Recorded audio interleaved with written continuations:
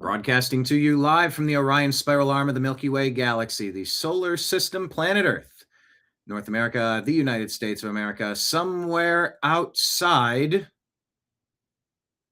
of Russia, Ukraine, where maybe with the prisoner exchange on both sides and more leverage and Trump pushing and Putin signaling, maybe with Keir Starmer falling, maybe Zelensky sees the writing on the wall and he might dial back the war. My name is Brian Engelman. Today is Tuesday, May 12, 2026, and this thing right here that you are watching, it's called the TNAM Daily Show. TNAM Daily Show stands for the New American Media. Thank you so much for being here. Did Fauci get away with it? Yes. And maybe. So you're telling me there's a chance? Question of the day. Type it in the comments. What's that from? So you're telling me there's a chance. Apparently there might be some more investigation going on into Fauci. I don't know. We'll see. We'll dig into it. Mention Keir Starmer, and there's other news to get to. So, buckle up, buttercups. The TNAM Daily Show starts now.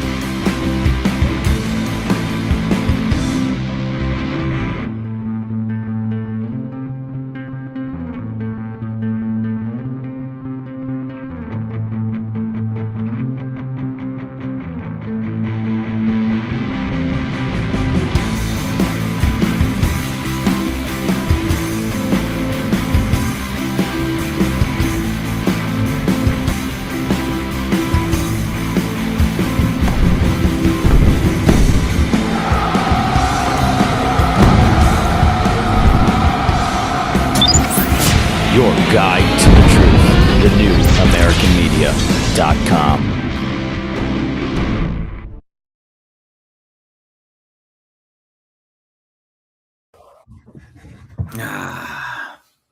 That show intro is the perfect chance to fill up the coffee cup. Mr. Nimbus is sitting here at the keyboard, being lovely. Something is playing in the background. Why is something playing in the background? That was weird. I had the David Wilcock video, his last show, pulled up. I didn't click anything, but that just started. Guess I need to finish watching that. Hi, everybody. Thanks for being here. Nimbus and I want to welcome you to the bar. My name's Brian, the bartender. Belly on up to the bar. Come on. Let me turn all these TVs on. All right, TV's on. This is the TNAM Daily Show, and we're going to talk about what everybody's talking about. That's what we do. Fauci, did he get away with it? You know, didn't see any major indictments. Massive disappointment. I mean, you got him dead to rights. You're telling me nobody else wants justice besides Rand Paul and Thomas Massie?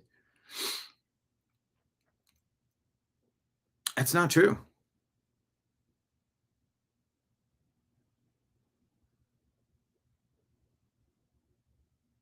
What was my question of the day? Did I not finish did I change my thought in mid-thought? Well, my question of the day is what movie is that from? So you're telling me there's a chance. Hi, everybody in chat. No statute of limitations on murder, you say. What about crimes against humanity?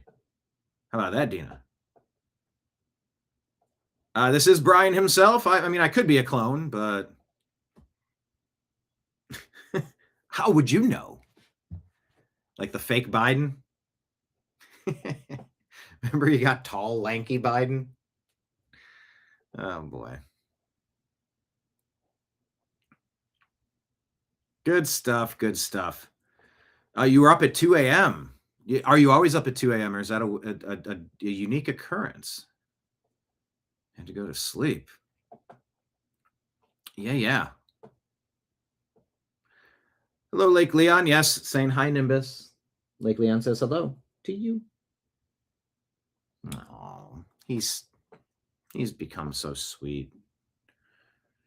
Old and tired, but he's doing his best.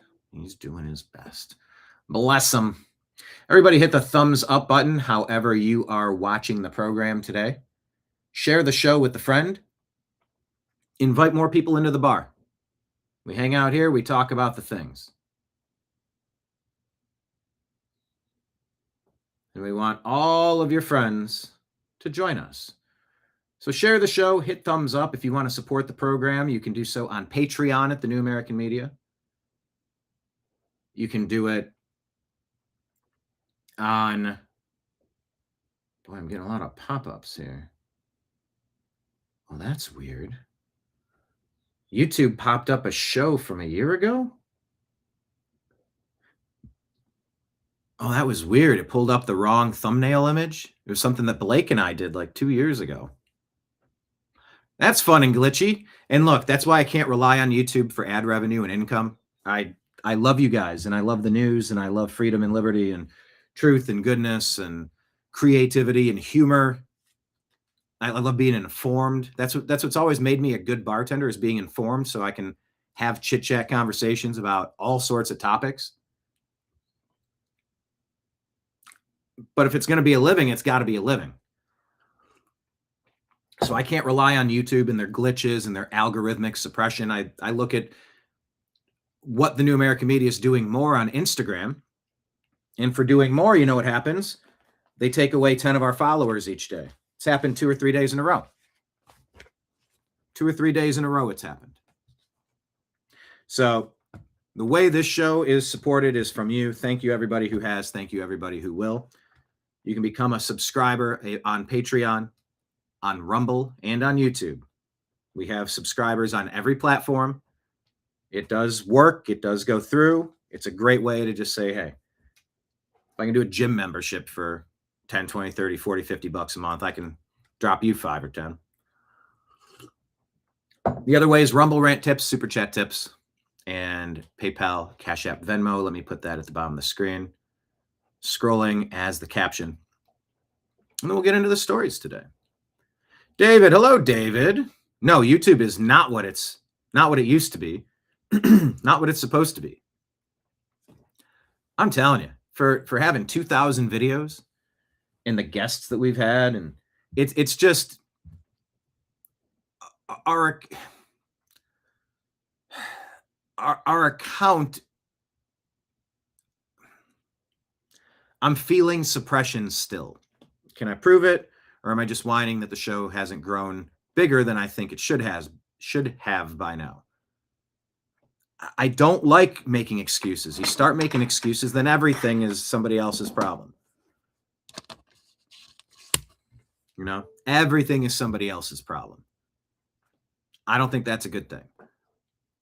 But the reality is, knocking out daily shows for 2 years, this should have grown much differently than it has. So anyway, the point of all that is just to say the way to support us is to avoid YouTube, which is not what it's supposed to be, not what it used to be.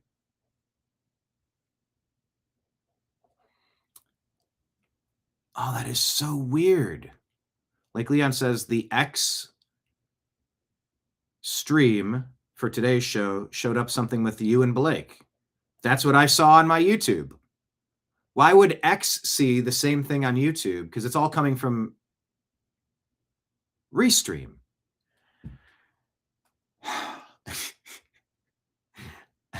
I don't need a new rabbit hole to go down of fixing tech. But, when you're the engineer, the producer, the showrunner, the booker, the on-air talent, the editor, all of that stuff, I guess that's what it is. But thank you for telling me that. That's super weird. Now that I know it, I'll have to see if it happens again. No. Does not make sense. Any apologies needed on that?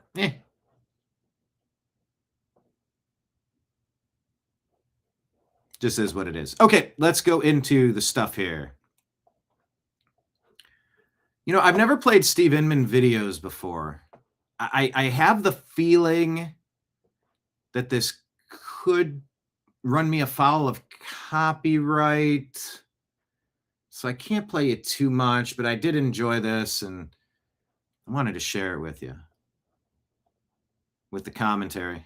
Gotham-looking citizens like this just running around, harassing citizens, just trying to get to work or and there's music in the back. To their destination, and this guy's offended saying, "Don't call me weird, bro." Well, you are a f***ing weirdo, man. Your shirt's off, you're in a friggin' subway, and now you're messing with this guy. And that guy's not backing down. Because he called you a weirdo, and because you are a f***ing weirdo. Look at you, walking around like a dog in heat, looking for his next spouse. This guy's like, "I ain't gonna be your bitch, man." And by the way, look at the guy in the right here with the bike. He's ready to crack him with this bike. Once you back the hell up, it appears the man in the back is going to take him with a nice little chokehold here.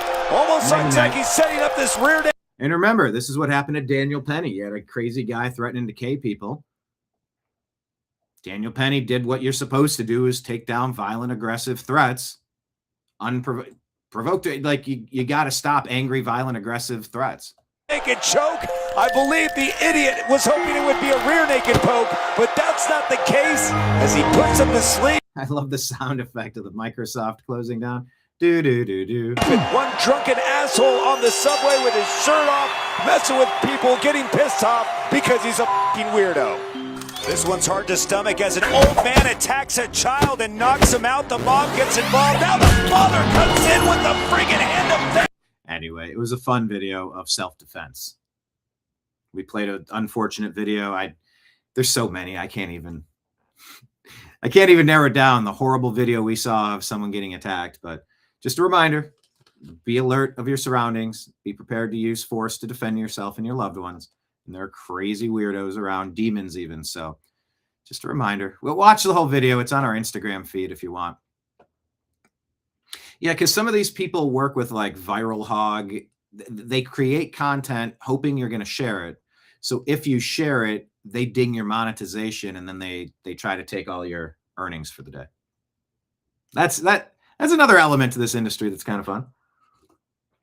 Fair use versus scams versus just creativity. Anyway, it's worth watching. All right. A deep dive into this is from Ben Swan. Ben Swan, who you recall. Yes, watch out for the sucker punch. Always. Sadly, there's a sucker every day that doesn't see the sucker punch coming. YouTube has Trump derangement syndrome for some content creators and some of the people who view. We covered Pizzagate with Ben Swan. You couldn't even say that word. It was so heavily censored. We're covering the news, bitch. Like, we can say whatever the fuck we want. Sorry, guys. It's just, we're talking about what everyone is talking about. You don't get to censor me if it's the 2020 election. You don't get to censor me if it's with COVID or a vaccine. You don't get to censor me if it's Pizzagate. You don't get to censor me if it's Epstein. You don't get to fucking censor me. The name of this program was originally the Agree to Disagree Show. We can agree to disagree on some points. We don't need to keep, all right, well, I think we disagree on that. Let's move on to something else. What about, what do you make of those NBA playoffs? By the way, good job, Cavs. Series tied 2-2. Knicks have advanced 4-0 in a sweep over the Sixers. In the West Coast, it's a bit of a dogfight between the Spurs and the Timberwolves, and the Lakers have been eliminated 0-4 by the defending champion Oklahoma City Thunder. So I am still following the situation. All right, Ben Swan here. He asks, why did Congress call pastors to warn them about UFOs? Pastor Joseph Z joins to discuss what he experienced during the crucial meeting and what we should expect to see in these coming months. I think it was a unified effort, but the people that came to meet with us were more former military operatives, people that have done research, and they've done a lot of activity in some of the UFO disclosure community up into the highest echelons of it, and they came with proof to show us that they were a part of that. Some of the things that they really showed us, Ben, were shocking, things that I didn't know how to wrap my head around. They had images of entities and things like this. They actually did show it to us on their devices. We were not allowed to have our devices functioning in these meetings. It was actually a rather lengthy meeting. They did go into a lot of material, but here's the big thing. The big Something is happening.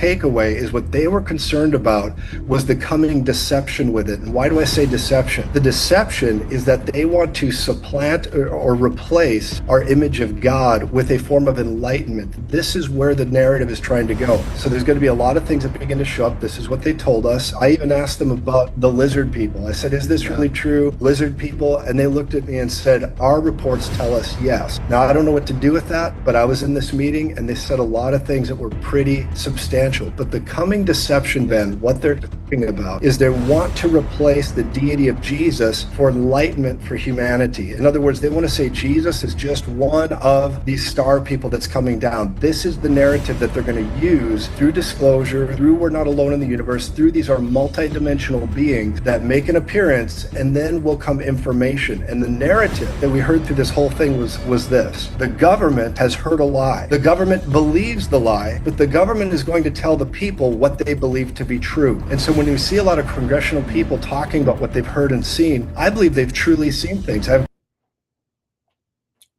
It's all coming out, yeah. And who's going to be deceived? Draconian reptiles.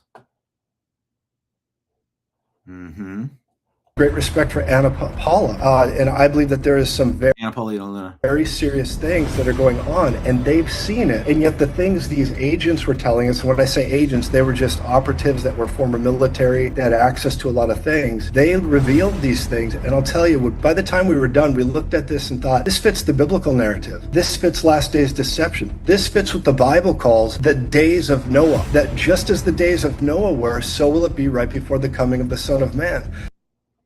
As in the days of Noah, so will it be in the days coming of the Son of Man. Something like that. David saying, yeah, AKA the royal family, the draconian reptiles.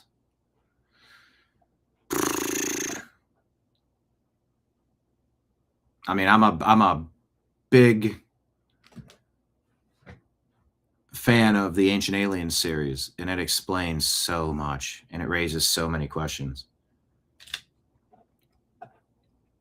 Connecting these dots, especially religiously. And I believe this is where we are. So the question is this: what does this mean to us? And what should we do about it? As Christians, we need to drive deeper into the Lordship of Jesus Christ. We need to read our Bible till it's talking back to us. So when these things begin to appear, or when there's a disclosure that happens, and it's absolutely overwhelming to our five senses that there's non-human intelligences walking around or whatever they present, we have a good answer for it. It doesn't shake our faith. And I'm reminded of this. In Luke chapter 21, verse 11, it says this, Ben. It says that in those days there will be fearful sights. Luke chapter 21, verse 11, it says fearful sights will come down out of the heavens. Fearful sights. The Greek word for fearful sights is phobotron, and there's only one interpretation of the word phobotron. It means monster. It could be translated that in the last days, monster.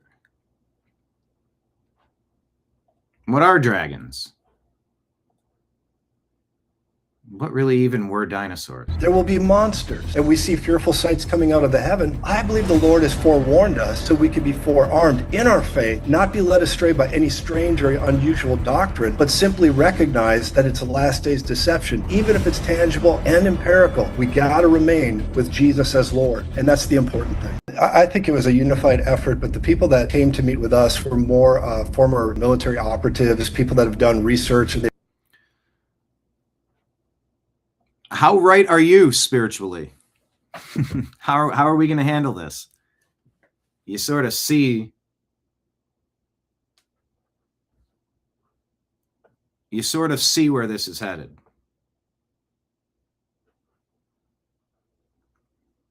This would be a really good time to spend some time and level up with what you think you believe. Because if you're told to make a choice pretty quick, like, you got to understand what you're going for, what you're not going for. Something's coming. Like, they just did their first dump. There's going to be, I'm going to be doing many more UFO stories than just this one. What's up? I can promise you that.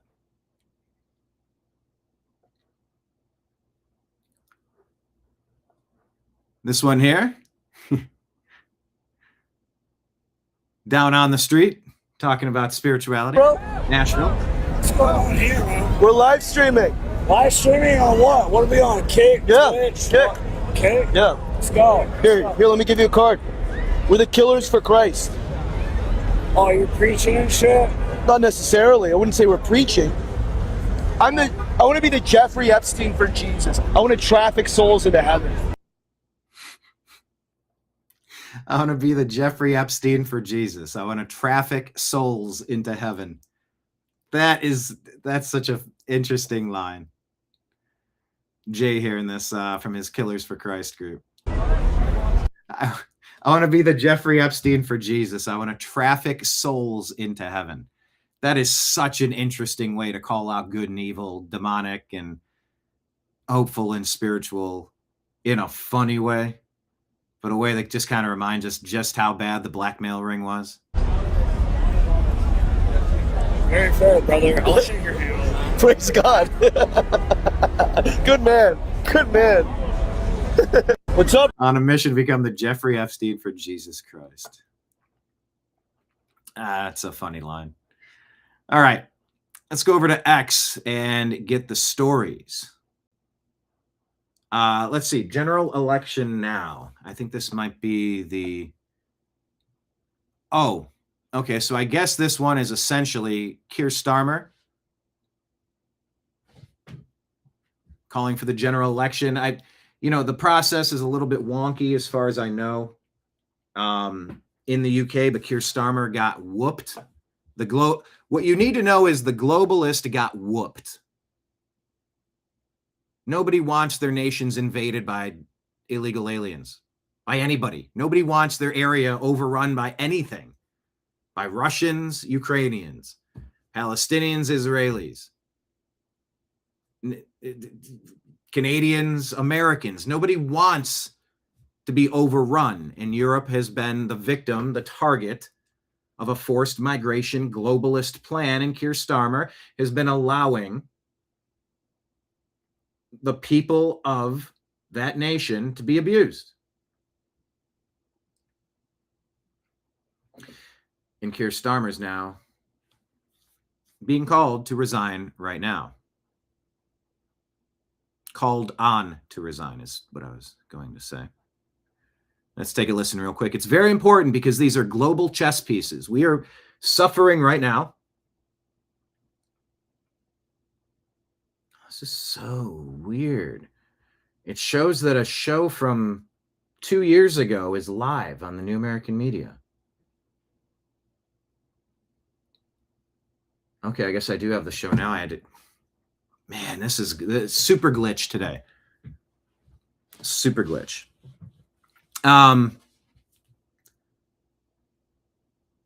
We're facing increased energy costs. Nobody wants $4 or $5 gallon gas. Nobody wants it. It's not good for the midterms. Now, because of the redistricting Supreme Court ruling, Virginia state court ruling, it should be a bloodbath. He called for violence. No. It should be,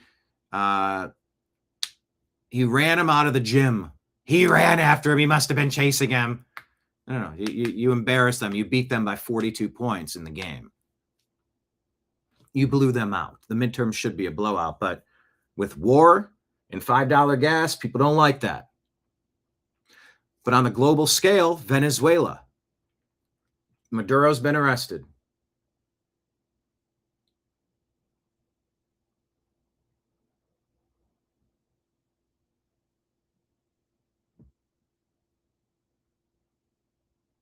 The stories are that there was election, a coup took place. to overthrow the sitting president of the United States in 2020. And we've reported on people reporting that Venezuela is involved.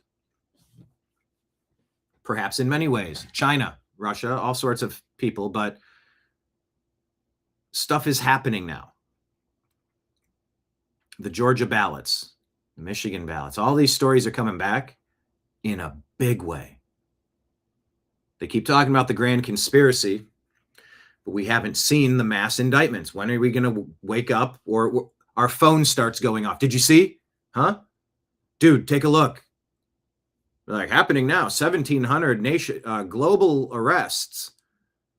All part of a global plot to enslave humanity.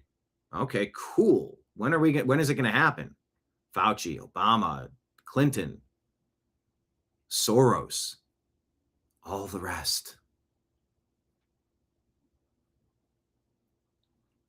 The chess pieces matter.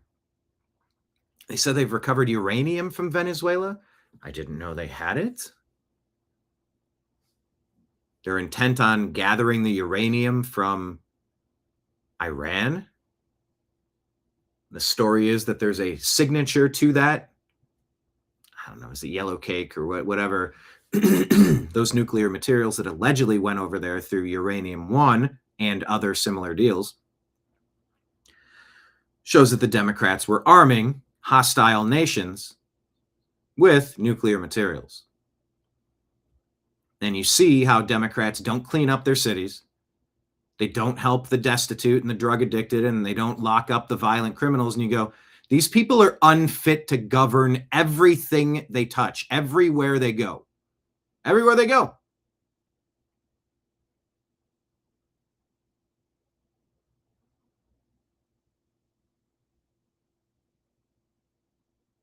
No matter what they do. So, the globalists are running.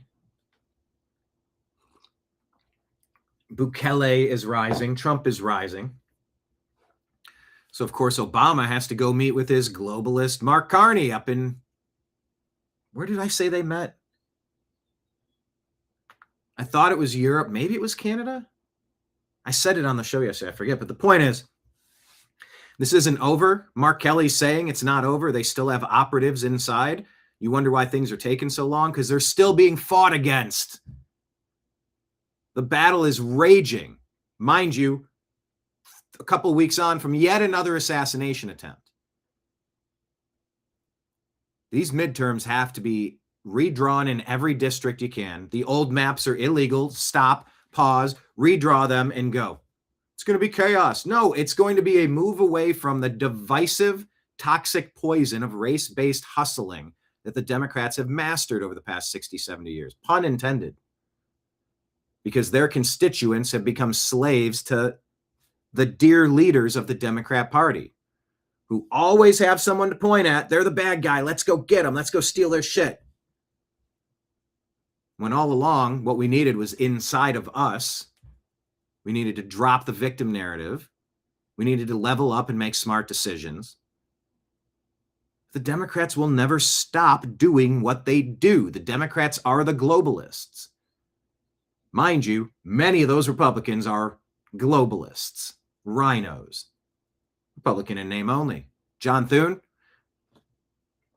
any day now, can we get this clown replaced? Get all the resets appointments put in? Pass the Save America Act? Redistrict everything everywhere? You saw what Indiana did. I think there were 5 major, forget the number.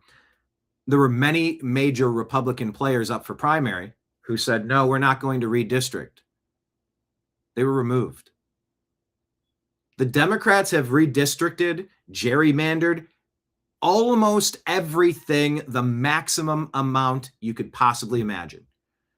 You have their districts. They're like up, over, jagged. It looks like the weirdest Jenga Tetris board you've ever seen. It doesn't make geographic sense. all it makes is racial sense to the Democrats, because they just kind of keep painting this, you hate this country, they've stolen from you, we're going to go steal from them and get it to you, and you got to hate these people, and you got to get in their streets, you got to get out there and burn things, you got to just let them do what they do, get up in their faces at the restaurants and the gasoline station, says Maxine Waters. Obama, the community agitator, organizer. Most divisive president we've ever had. Such a fucking shame. Such a shame. Half black, half white president.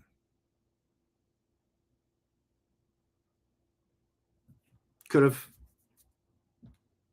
been a uniter. He's not. He's a Marxist. Marxist, communist, Leninist, Stalinist, globalist. There's the Venn diagram has a lot of overlap in the middle of whatever they are, whatever they're not.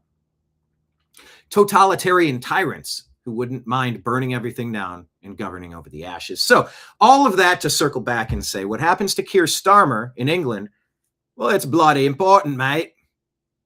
Yeah, my British turns into Australian within the same sentence sometimes. But let's just get an update on what's going on over there, because this is all connected to the Ukrainian funding from the European Union. Keir Starmer, a huge part of that, to just keep dumping billions, hundreds of what number are we at? How much money has been laundered through Ukraine? How many bodies have come back home in body bags? How many souls have left this earth because of this thing? And this thing that Joe Biden was just writing a check and sending it on your behalf, like you wanted to be funding that war. Where's Iran right now? Iran's sort of in a standstill. Signals maybe that there's going to be ramped up operations now, because the proposed offer from the supposed leaders of Iran is absolutely unacceptable. We'll see. But Keir Starmer, it's a big win for the good guys that he's... Well, let's just take a listen to the report. You know what terrifies everybody more than anything, buddy? Right through the middle will come the most dangerous man in politics, even more dangerous than Starmer, Ed Miliband. Wake up in Britain to Ed Miliband as your Prime Minister. He was thrown out by the British people in 2015. You know, Jeremy, even listening to you say all those names, I just think to myself, they're yesterday's men. Yeah. I mean, it's a busted flush, isn't it? Andy Burnham, the idea that he's going to swoop in and save Labour and save the country is a pipe dream. It's just ridiculous. And Ed Miliband, as you say, I mean, people talk about Nigel Farage being a dangerous prime minister. Imagine Miliband as someone who wants to just kill off our whole industry and oil exploration and gas digging and all the rest of it. He would push us into kind of the hellhole of an apocalyptic future. All of these people, you know, they are not going to carry the candle for this nation. And, you know, the least mysterious revolt in British history was the vote for reform in working class parts of Britain in the local elections. These are people who are ticked off with both the Tories and Labour, and they're looking for a fresh party that might actually treat them with a little bit of respect. That's what people are voting for now. Final thing before we let you go. Great to have you on. The only ace up Starmer's sleeve, presumably, is the threat of a general election. You get rid of me, I'll call a general election, you'll all lose your jobs. Do you think he'd go that low? Sunak did. He might do that, yes, because that is what a lot of Labour backbenchers are worried about, because they just want to save their own skins. They're not interested in who their constituents actually want representing them, because a lot of their constituents no longer want them. They want a reform MP, thanks very much. So they're terrified of going to the public, just as they always have been. They want to insulate themselves from us rather than engage with us. So he might play that card. I hope he does, because the sooner we have a general election, the better, because then we'll know really where the chips lie in this country. Just to finish, my friend, I'm putting you on the spot. How would you sum up Starmer's premiership in one word? Catastrophic. Disaster. Catastrophic. Mess with the bull, you'll get the horns.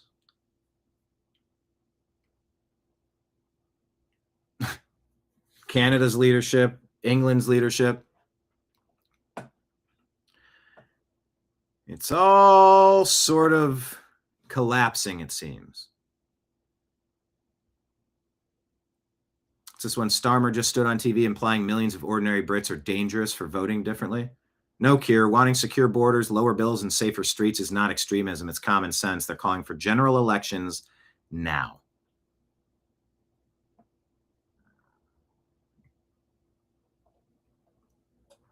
Listen to Keir Starmer in his own words and wonder why his party lost so significantly. What the British people are owed is an explanation. Because a failure on this scale isn't just bad luck. It isn't a global trend or taking your eye off the ball.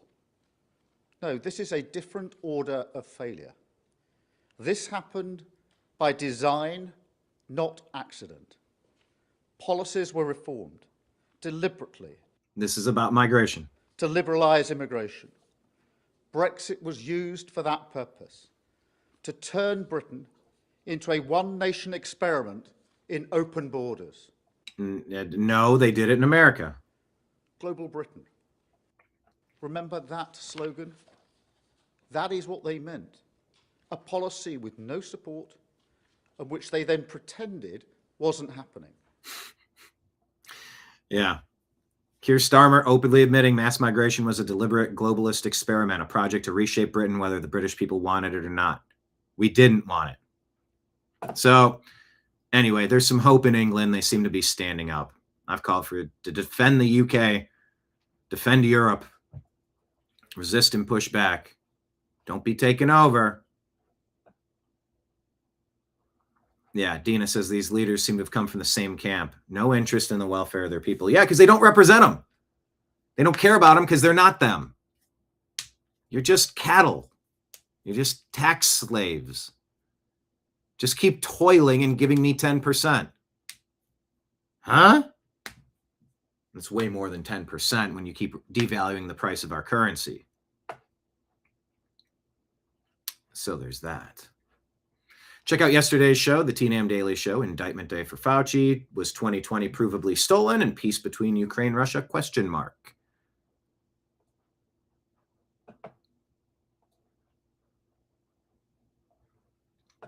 Dan Scavino, anytime he puts something out, I'm just going to kind of glance at it.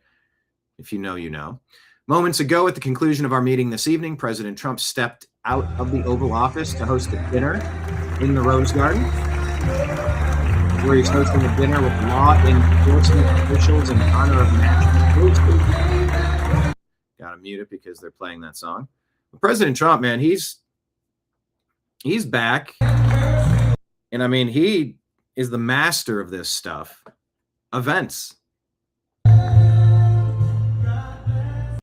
And you're supposed to be doing this stuff. You never saw Joe Biden anywhere because Joe Biden wasn't even Joe Biden. He was Obama's third term, and they wheeled him in like Hannibal Lecter in the nice Chianti.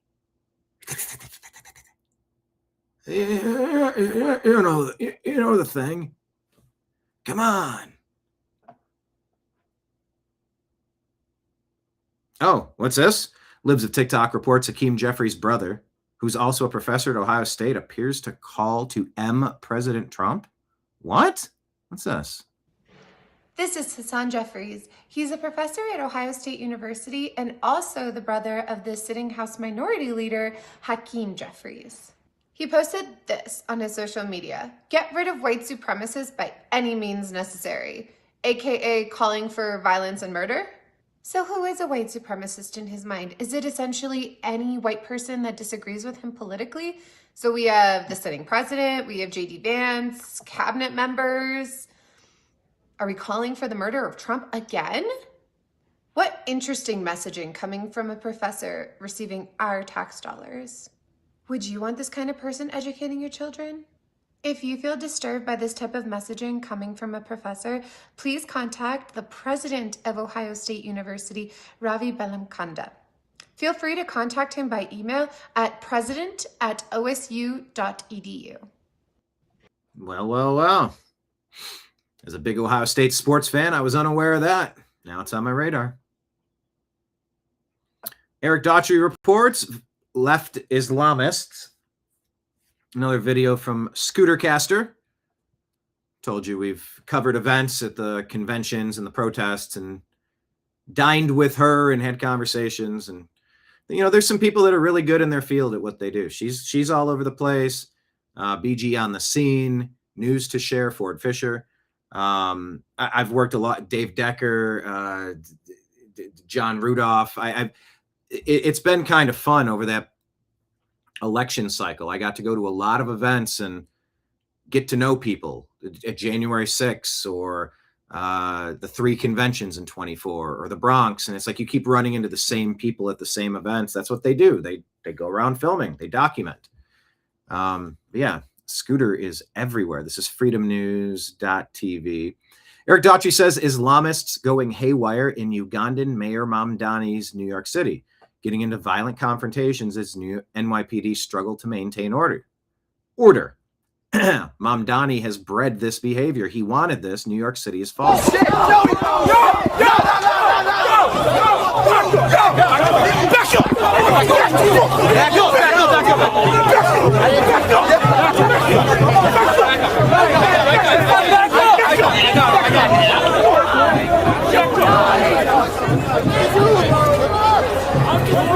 Guys, step back!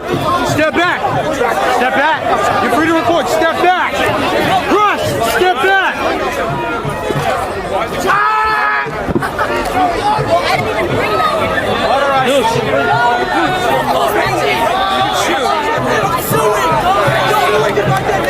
Stay on the sidewalk.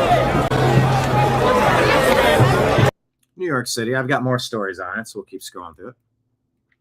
Kira says, I hope Spencer Pratt has a security team.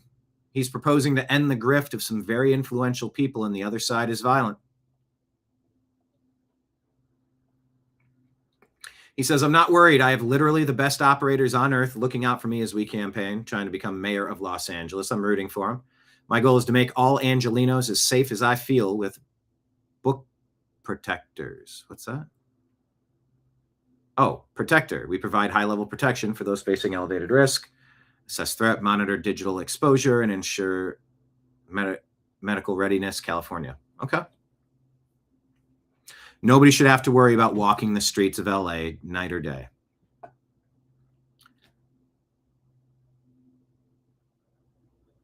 Prayers to him.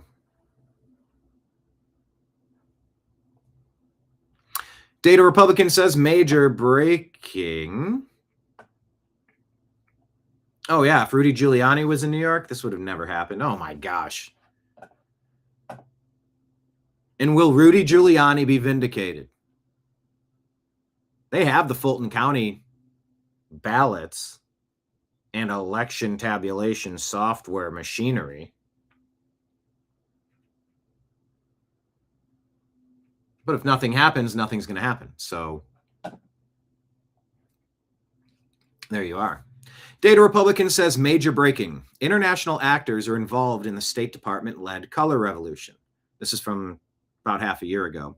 It's not speculation. It's straight from a recorded call. Ex-USAID employees describe how, before January 20, they moved internal groups off government systems and into encrypted signal chats, then quickly linked with foreign partners and NGOs after the inauguration.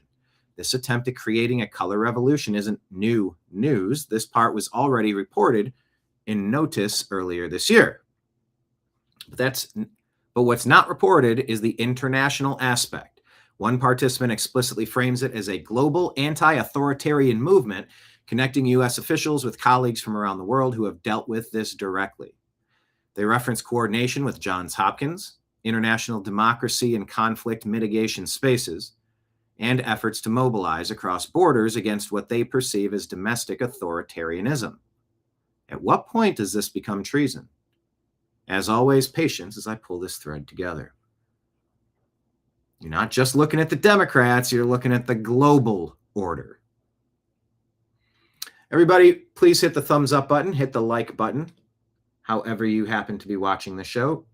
Share it out, click the share button and toss it out on X. Text it to a few friends, invite them in while we talk. All right, this guy here, he's got some thoughts.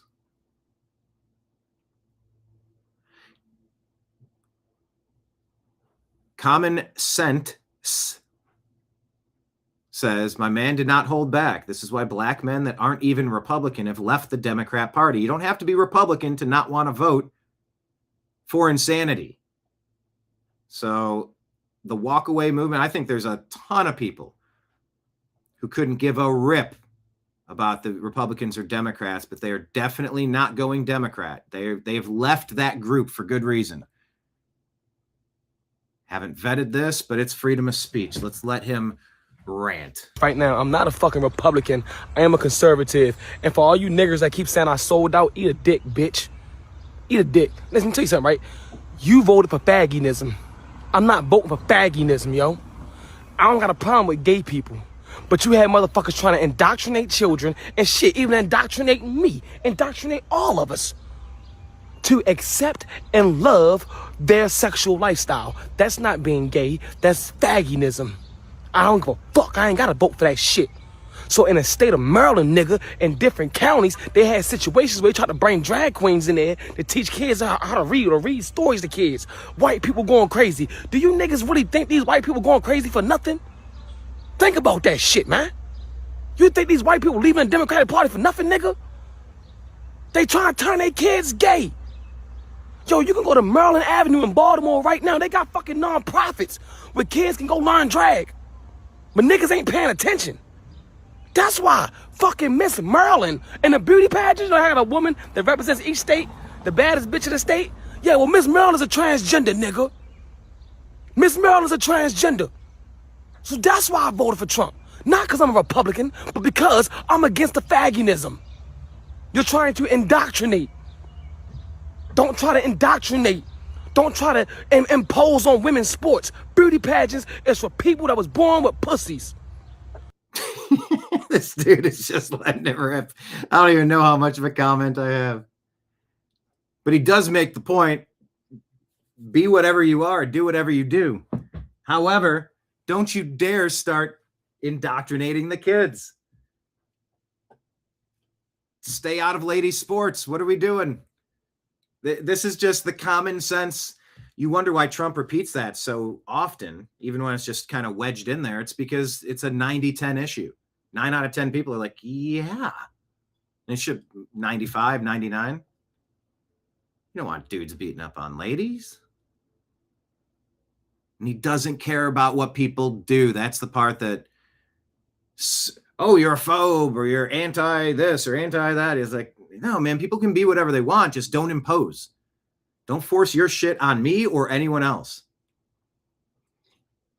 That is such a stark contrast from what the Democrat Party does. Anyway, let's let him wrap up. I want the one that was born with a pussy to represent my state. Have your own transgender beauty pageant. But when we're talking about the women, I don't want a fucking dude to represent the women of my state saying this is the most beautiful fucking woman. Fuck you. You niggas voted for fagginism. I voted for real nigga shit. That's right. Borders closed, deportation, opportunity zones getting funded so black people can start opening up their own businesses. That's what I'm voting for. So shut the fuck up.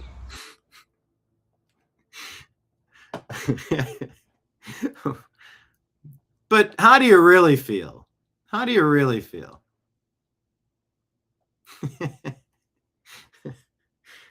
That's a segment chock full of things I'm not going to be repeating.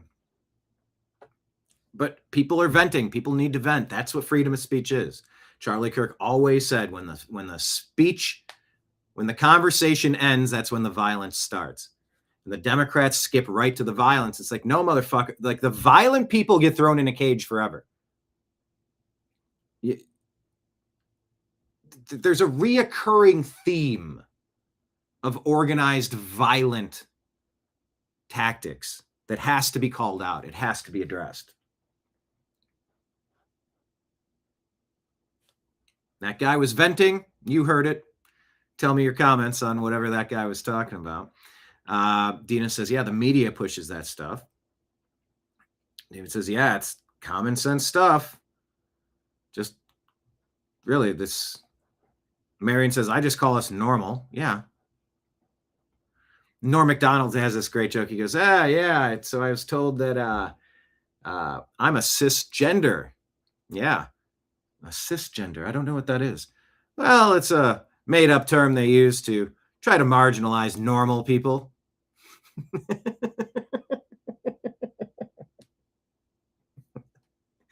It's a made-up term they came up with to try to marginalize normal people. That's it. Divide and conquer. It's just poison for the nation. All of the liberal, Democrat, globalist, New World Order, Marxist, commie shit. Ugh, it's just a big, smudgy mess. It's all so bad.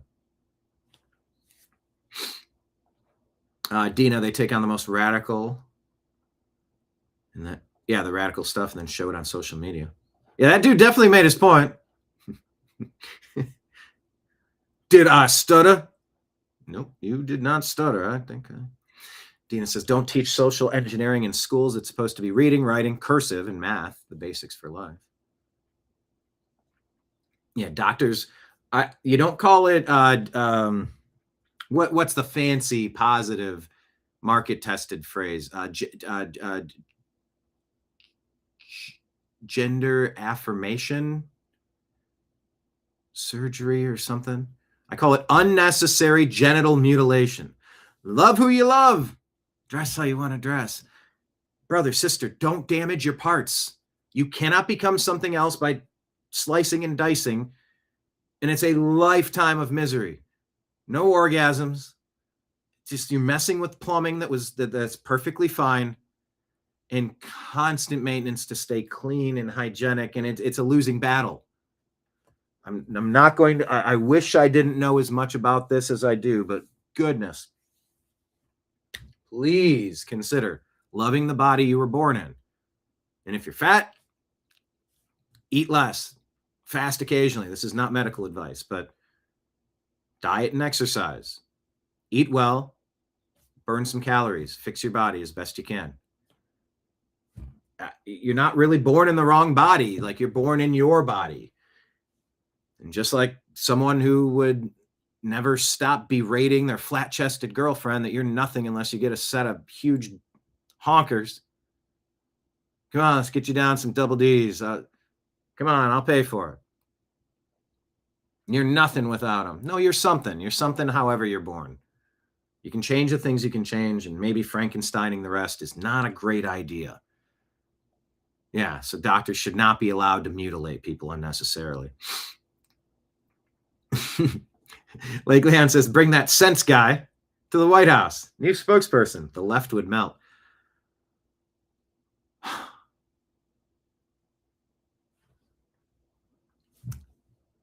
You know, I'm kind of open to this. You got to expose yourself to harsh and brutal conversation. Because if you don't, it's just going to go below the surface and it's going to simmer. Not a great idea. God said he made male and female. That was in the book, huh? Don't mess with God's creation. Pretty good idea. Not going to play this here, but let's talk about it. Dr. Drew talking about how the statute of limitations to indict Dr. Fauci expires May 11. That was yesterday. Scott Atlas was part of the 2020 White House Coronavirus Task Force, and he's demanding accountability now. He joins Dr. Drew. Episode to check out. I'm not going to play it, but Rand Paul says today's the deadline, yesterday, to charge Fauci, or he walks away from one of the biggest cover-ups in American history without ever facing a jury. I've spent years building this case. I referred him to the Department of Justice. I forced the hearings. I grilled him under oath. The American people were lied to about the origins of COVID, gain-of-function research, and the Wuhan cover-up.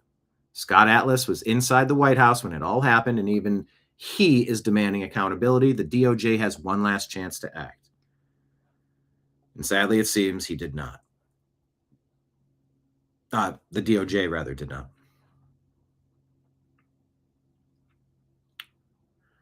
Bo Loudon reporting that President Trump shares this.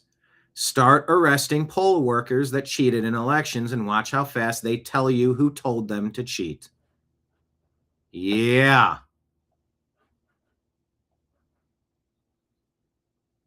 Yeah, we know.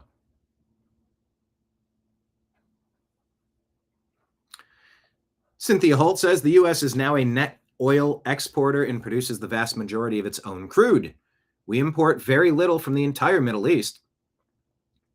This gas situation has nothing to do with Iran and the Strait of Hormuz. So why the F are oil companies price gouging Americans right now? I'll tell you why. It's to hurt President Trump's approval ratings.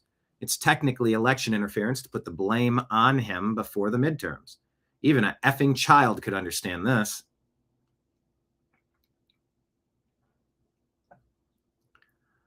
Mike Lee says it's time to defund the UN. Let's go back to the Department of State post, and I'll read that one next. Department of State says last week the United States refused participation in the UN's review of the Global Compact on Migration. The United States objects to the Global Compact on Migration and UN efforts to facilitate replacement migration to the United States and our Western allies. Now, go back to Charlottesville. And what were those people talking about? They said, you're not going to replace us. No, they said the Jews aren't going to replace us. Okay, so are there, Oh, that's a conspiracy theory, and it's a racist conspiracy theory. What is? Migration. No, it's definitely happening. You're not going to be replaced, and you saying replaced makes you a racist. No, it doesn't. It doesn't make me a rainist to walk outside and say, man, it's really coming down, isn't it?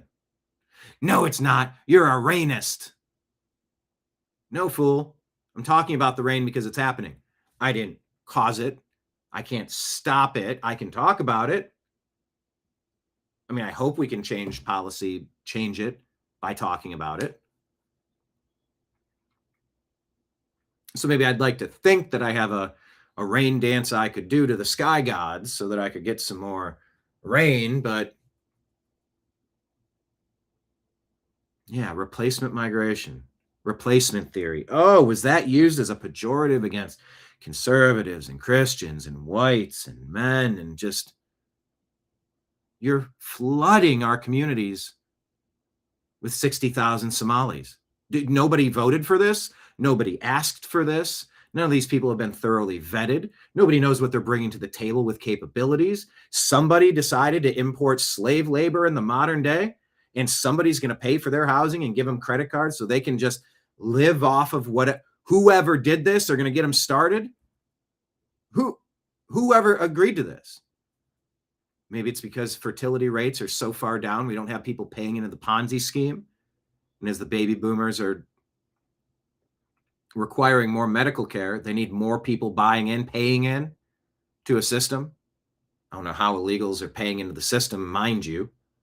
The NGOs, the nonprofits, the Democrats, the globalists. And plenty of Republicans dipping their beak into it. It's just so interesting. America's biggest threat is white supremacy. I don't even know what that term means.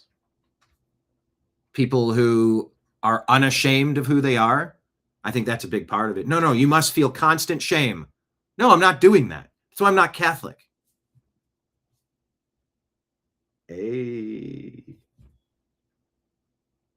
I'm not Catholic, but I've heard plenty of people make similar jokes, so I figured I'd go for it. Since somebody typed their Catholic into the chat, I did see that. Hey, repeal the Smith-Mundt Act. What's up, Ortho? Good to see you. Ortho, are you subscribed? Hit the show notification. Share the show with a friend. Hit like. Yeah, the Smith-Mundt Act. Obama came in and switched that. And wow, did you see CNN and MSNBC go?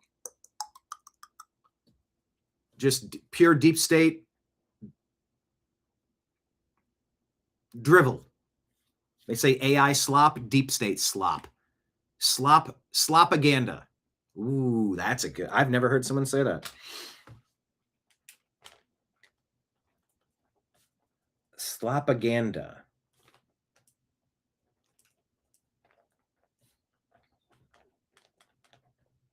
I like that. I'm going to do something with that phrase. Comey, Clapper, Brennan, Obama, just all the deep state slime that are causing chaos and bloodshed, making it impossible to let alone succeed handle cost of living. That's what they're doing. They're squeezing from both ends, trying to squeeze as much out of us as possible. You're damn right they're going to get mad when that gravy train stops. Ask the Somali fraudsters in Minnesota, Columbus, Springfield with Haitians. It doesn't matter. The Democrats have been, and the NGOs and the nonprofits have been running this scam. You got Catholic charities doing it. You got Jewish charities doing it. And more. This is just like, this system was built and we sort of didn't really watch it, track it, chart it, follow it, project it, debate it. It just sort of kept growing like a blob. And now we're in a mess. So yeah, the United States objects to the Global Compact on Migration and UN efforts to facilitate replacement migration to the United States and other Western allies. Thank you, Department of State. Oh, wow. Let's retweet all these. UN agencies systematically facilitated mass migration into America and Europe, even as citizens of these nations called for restrictions on migration. Now, the Global Compact's latest report urges nations to expand migration pathways and pursue regularization of migrants. No.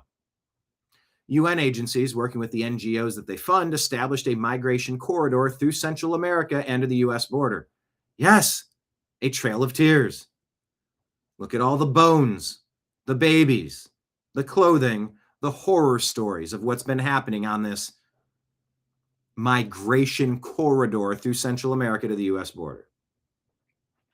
As the American people suffered under an unprecedented wave of mass migration, the UN was on the ground pipelining migrants to our southern border.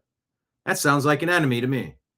UN officials greeted migrants. If anyone was doing this to bring in charter buses to my nightclub and prop the door open and just flood our facility with people who didn't pay the cover charge, they're eating at the buffet, they're grabbing the drinks from the open bar. We're running out of food, running out of drinks. The other people paid. People coming in here committing crimes, causing problems, uninvited.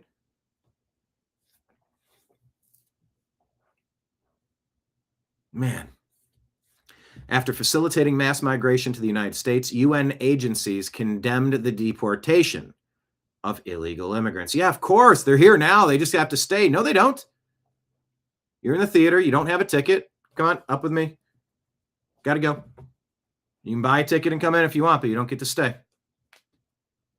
You're on a train. All right, let me see you. Or you're on a bus. All right, let me see your pass. Don't have a pass. All right, you got to get off. No, we will stop and we'll have an officer arrest you if you're not going to get out. It's not rocket science, but yeah. Repeal the Smith-Mundt Act. I am subscribed. Excellent. Ortho, where do you watch us from? I forget.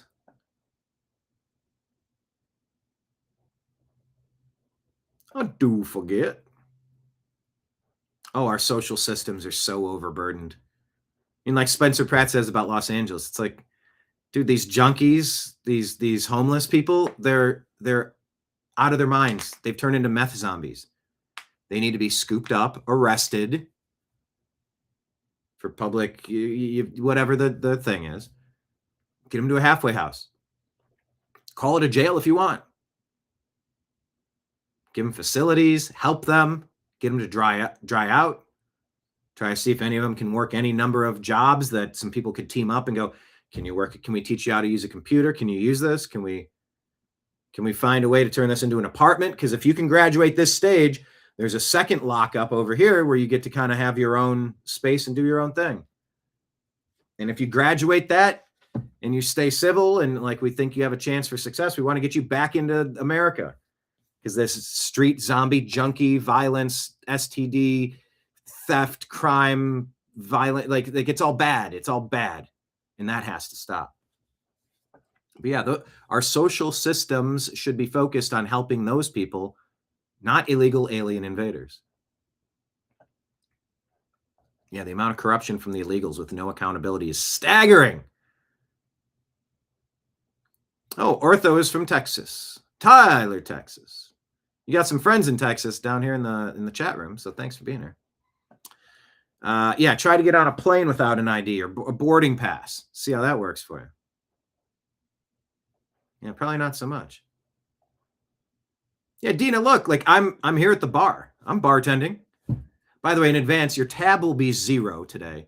You've dined and drank at my bar.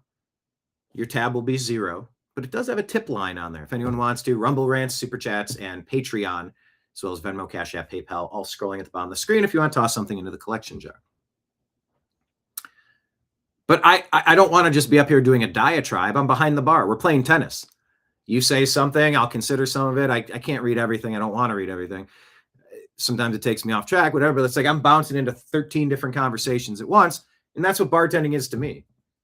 It's trying to go out and have an experience and have a good time and have some banter and some human connection.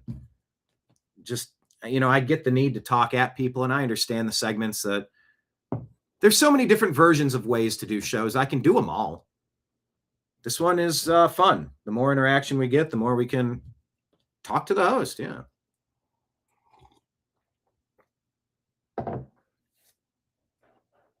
State Department continues. As Europe endured sustained migratory pressure, UN officials staffed all ends of the Mediterranean migration route, from the coast of Libya to the shores of the Aegean to the islands of Greece. The UN agencies condemned frontline states who refused to open their borders. This is an invasion. While the United Kingdom faced unprecedented illegal boat crossings, UN agencies condemned plans for deportations. This is treason to allow this. It's an invasion. It's a literal invasion. UN officials lobbied aviation regulators to prevent the deportation of migrants, an appalling violation of the UK's national sovereignty. Oh, that one got 1 million views. The Global Compact on Migration claims to support safe migration. For the citizens of Western nations, mass migration was never safe. It introduced new security threats, imposed financial strains, and undermined the cohesion of our societies. The United States will not legitimize global compacts. Will not legitimize global compacts that enable mass migration into America or Western nations. Under President Trump, the State Department will facilitate remigration, not replacement migration.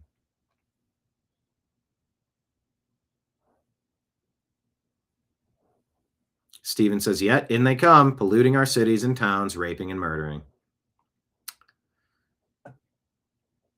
Politicat, pull the funding and the UN won't have the resources for this nonsense.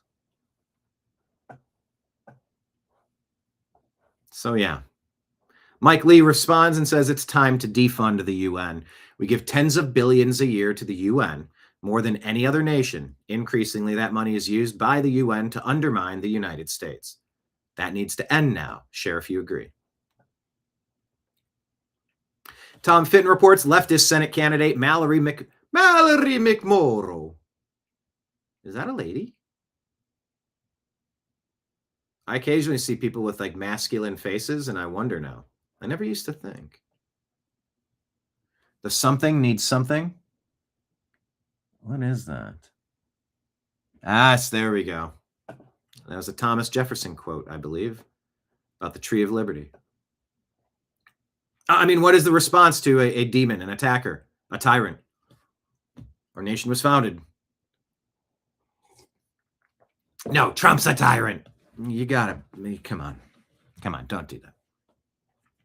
And don't sit the elections out and don't say I'm going to vote Democrat. Don't do any of that.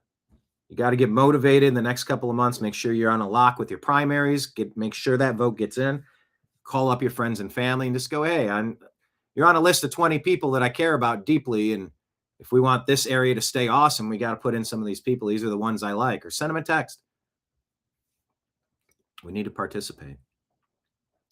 Leftist Senate candidate Mallory McMorrow seems to have illegally voted in California after moving to Michigan, cheered the death of Justice Scalia, and suggested parts of the country secede after the Trump election. Then deletes thousands of tweets to try to hide her evidence. From CNN, Tom Fitton, Mallory McMorrow, leftist Senate candidate. I guess she's in Michigan, from California to Michigan. All right, Thomas Massey's making his push. You know, we have mixed thoughts on Massey. Just, I don't know why he can't work with President Trump on as much as I wish they would. They spend a lot of time on the topics where they disagree. Tell me in chat, question of the day. Tell me how you feel about Thomas Massey. He's up in the final week right now in the primary in Kentucky. President Trump has endorsed his opponent. Do you always back a Trump candidate?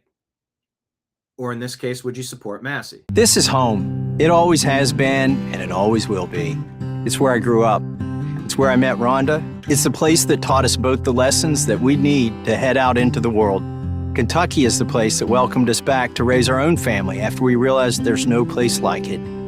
There are little towns like this all over the district, and it's an honor to be the one you've entrusted to fight for and represent you in Washington. If you'd told me as a kid that I'd been the one that got to do it, I'd have never believed you.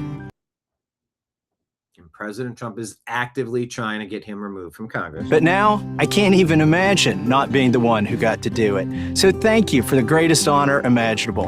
It's beyond humbling you've trusted me. Our nation and Kentucky have enormous challenges and problems. But after every visit back home to Kentucky, and talking with you and holding my grandchildren, I'm more renewed than ever to keep fighting. I'm Thomas Massey, and I approve this message. And if you'd let me, I'd be humbled to have your vote and trust again to keep fighting for Kentucky. May 19. I mean, he's staying on top of the Epstein files because I don't know if you paid any attention to that whole thing, but what the fuck was all that about? Anybody get in trouble for the Epstein stuff? Just we're all going to pretend that didn't happen? And it just gets you back to that uncomfortable truth. Is Trump hiding something about the Epstein files? Is he blackmailed? Is he being pressured? Bribed? Is there really not much to say about it? Massey's not letting up. I have not lost respect for Thomas Massey because he keeps calling for justice on this. I am as well.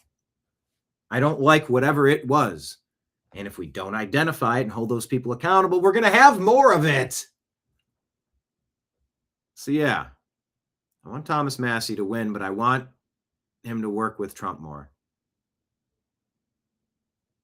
Teaming up with Ro Khanna ain't it. When their side is shooting at Charlie Kirk and shooting at President Trump, burning down our cities, come on, we don't need to be palling around with Democrats. And you can have your disagreements with the Trump administration, but man, come on. Like, can you set the three things that you agree to disagree on over here for a second and focus a little bit more on all the great things we could be teamed up and partnered on doing? That's how I view it. Let's see. What did you guys say? Massey. Yeah, he's embracing his farmer. Dina supports Trump's endorsement. David's not a fan of Massey, but he speaks supposedly how he feels, but you don't really trust him. Did you used to trust him, but don't trust him anymore? Because, yeah, anyone for me that exhibits too much Trump derangement syndrome, and that's not just simply disagreeing with him on things, but like really doubling down, tripling down, quadrupling down, like not letting it go, and you just keep on this loop. David says he's totally changed. He didn't look like that before. Well, I mean, his wife did pass a year or two ago. A man goes through certain things sometimes. Dina says Massey should say what he does support, not just give a flowery speech. Yeah, that was like his last, 1 week left. Well, yeah. Lake Leon, you do have to, but you have to do right, not how he feels. If he would support Trump, it would not be on him. Yeah, that's where it's frustrating trying to work with idealists. And it's like, I get that you're arguing. I don't support option A and I don't support option B. I am in favor of option C. And you go, respectfully, I can understand that. I understand the libertarian perspective. It makes a lot of sense. Now, that being said, option C is not an option. It's the anti-America haters that want, oh, this country's so bad. This country's so bad. Point to one that isn't. Point to one that isn't. Because you're trying to compare us to something that doesn't exist. Well, you're nothing compared to that unicorn, they say to the Kentucky Derby winner. Well, there is no unicorn. So, oh, I'm sorry. Did he run too slow? Should he have flown on his Pegasus wings? Because that's not a thing. It doesn't exist. So a lot of libertarians don't make concessions. They refuse to concede. You can respect that. You can support that. You can appreciate that. And say it's not good enough. Why would I vote for something that I disagree with? It's against my morals. I think it's a bad policy. Okay. It's because option A is so much worse than option B. It's got to go that way or that way. We have a shutdown or we find a way to just hold your nose and vote on a budget that's too big. And it is that yin and yang of the country, the pushing and pulling, you know, kind of on both sides. There's a lot of ideas on both sides. I like Massey's energy in Congress, except for when I don't. And I wish he'd worked with him a little bit more. So anyway, we will see. Ortho says Trump is backing Cornyn and Paxton is the lesser of the two evils. Yeah. I mean, how could Trump back Cornyn? That doesn't make any sense to me. Everybody wants Paxton, it seems. Trump has a few, like maybe it's just he needs yes men. And you don't want too many yes men around a king.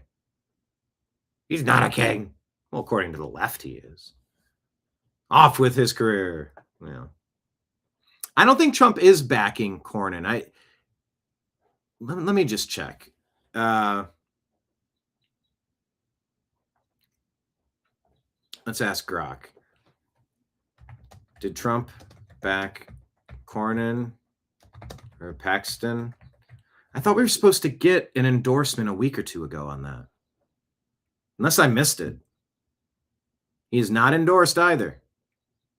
Incumbent Cornyn, AG Paxton. May 26 runoff. High stakes, expensive intra-party fight. Right after the primary, Trump said he would make an endorsement soon and wanted the loser to drop out. But he stayed neutral and silent for months, even past the dropout deadline. Why the delay? Reports cite frustration over leaks, pressure from both sides, Paxton's strong MAGA support, and tying it to Senate action on Trump's priorities like the Save America Act. Early signals lean toward Cornyn, but that faded as MAGA pushed hard for Paxton. Trump has called both people great and said they are electable, but he hasn't pulled the trigger. The race remains competitive without his backing. This still could change before the runoff, but right now, he has backed neither. Midterms matter. And I think only 18% of Ohio came out in the midterms. I was listening to Bob France. Check out his show. I think less than 1 in 5 people came out for the midterms. You need to know which judges are not woke. You need to know which people representing you in various levels are the best option. Well, none of them are perfect, so I'm not voting. Okay, dork. That's like flying into Jamaica. You're at the airport, you go over to the car rental place and you go, well, none of these are Lamborghinis, so I'm just walking. Nah. Okay, cool. You'd rather not drive a vehicle because it doesn't have a purple sports car? That's lunacy, and that's what the libertarians frustratingly do way too often. Massey included, some of my friends included.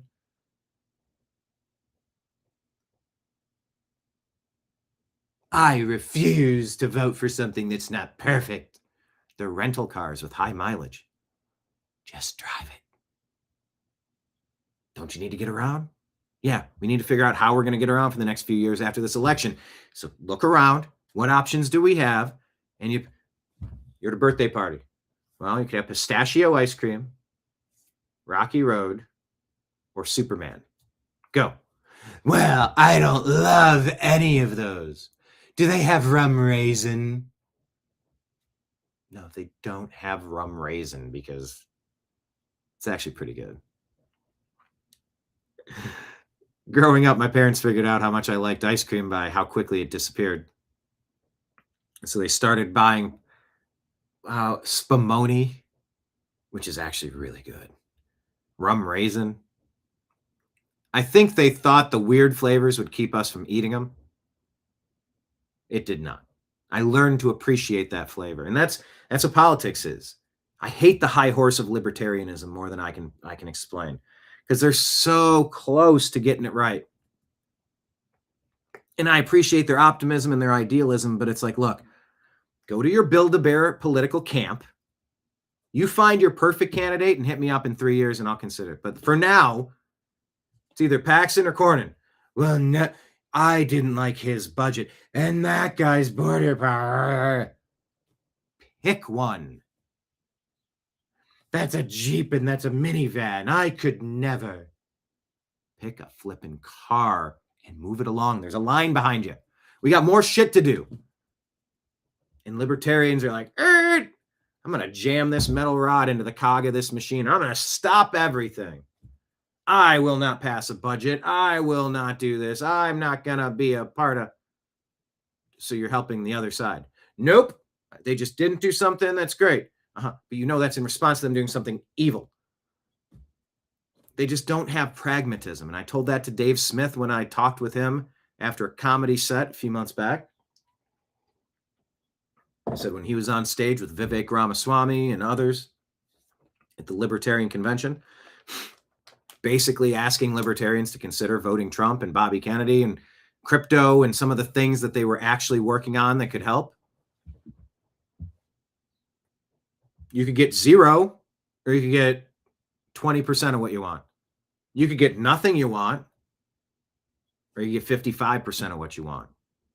You could get 100 things that you despise, or nothing you want. I mean, it's important.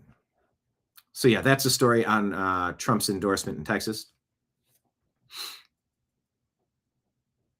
Yeah, Cornyn is a rhino. Reasoning with Democrats is like dealing with 2-year-olds, says Ortho. Paxton has gone against a lot and has done good. Yeah, I think Paxton's the obvious choice, right? Lesser of two evils, if you got to call it that, so be it. Marion in Texas is 100% for Paxton. Just not sure all the money that Cornyn and the deep state has if Paxton will pull it out. I mean, I don't think money buys elections anymore. I mean, I got a ton for fake Nate Morris. A ton. After hearing it 1,000 times on Rumble, like, yeah, it does stick with you, but would it change me? I think the easy thing is go, who's the MAGA-backed candidate? They're saying, put that person in, they're going to help work on some stuff. You go, okay, well, you could either be a detriment or a benefit. And there's still a bunch of infiltrators and deep state actors clogging things up. So, yeah, that means a lot, usually, the endorsement. But especially since Trump isn't on the ballot this time. That's why people don't care. If it was Trump versus Kamala, Trump versus Biden, Trump versus Hillary, it's like, yeah, of course. That stuff really matters. Oh, yeah, Golden Tempo. There you go. That's the name. Secretariat's record has not been broken. A freak of nature. Oh, yeah. May 29th Texas runoff. Yep. 26th or 29th? Because remember, somebody made a meme. Remember to get out and vote on Wednesday. I think they were put in jail for 2 years. Or dragged through hell and back. It's election interference. Oh, shut up. It's a fucking meme. It's a joke. Be sure to watch the Super Bowl this Super Bowl Monday. If your snarky satire post ruins somebody's ability to vote, I don't think they're bright enough to vote anyway.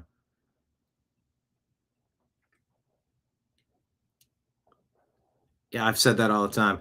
And George Carlin does a big skit on this. A lot of people say, if you don't vote, you can't gripe. If you don't vote, you can't gripe. It's the opposite. I don't vote, so I can gripe.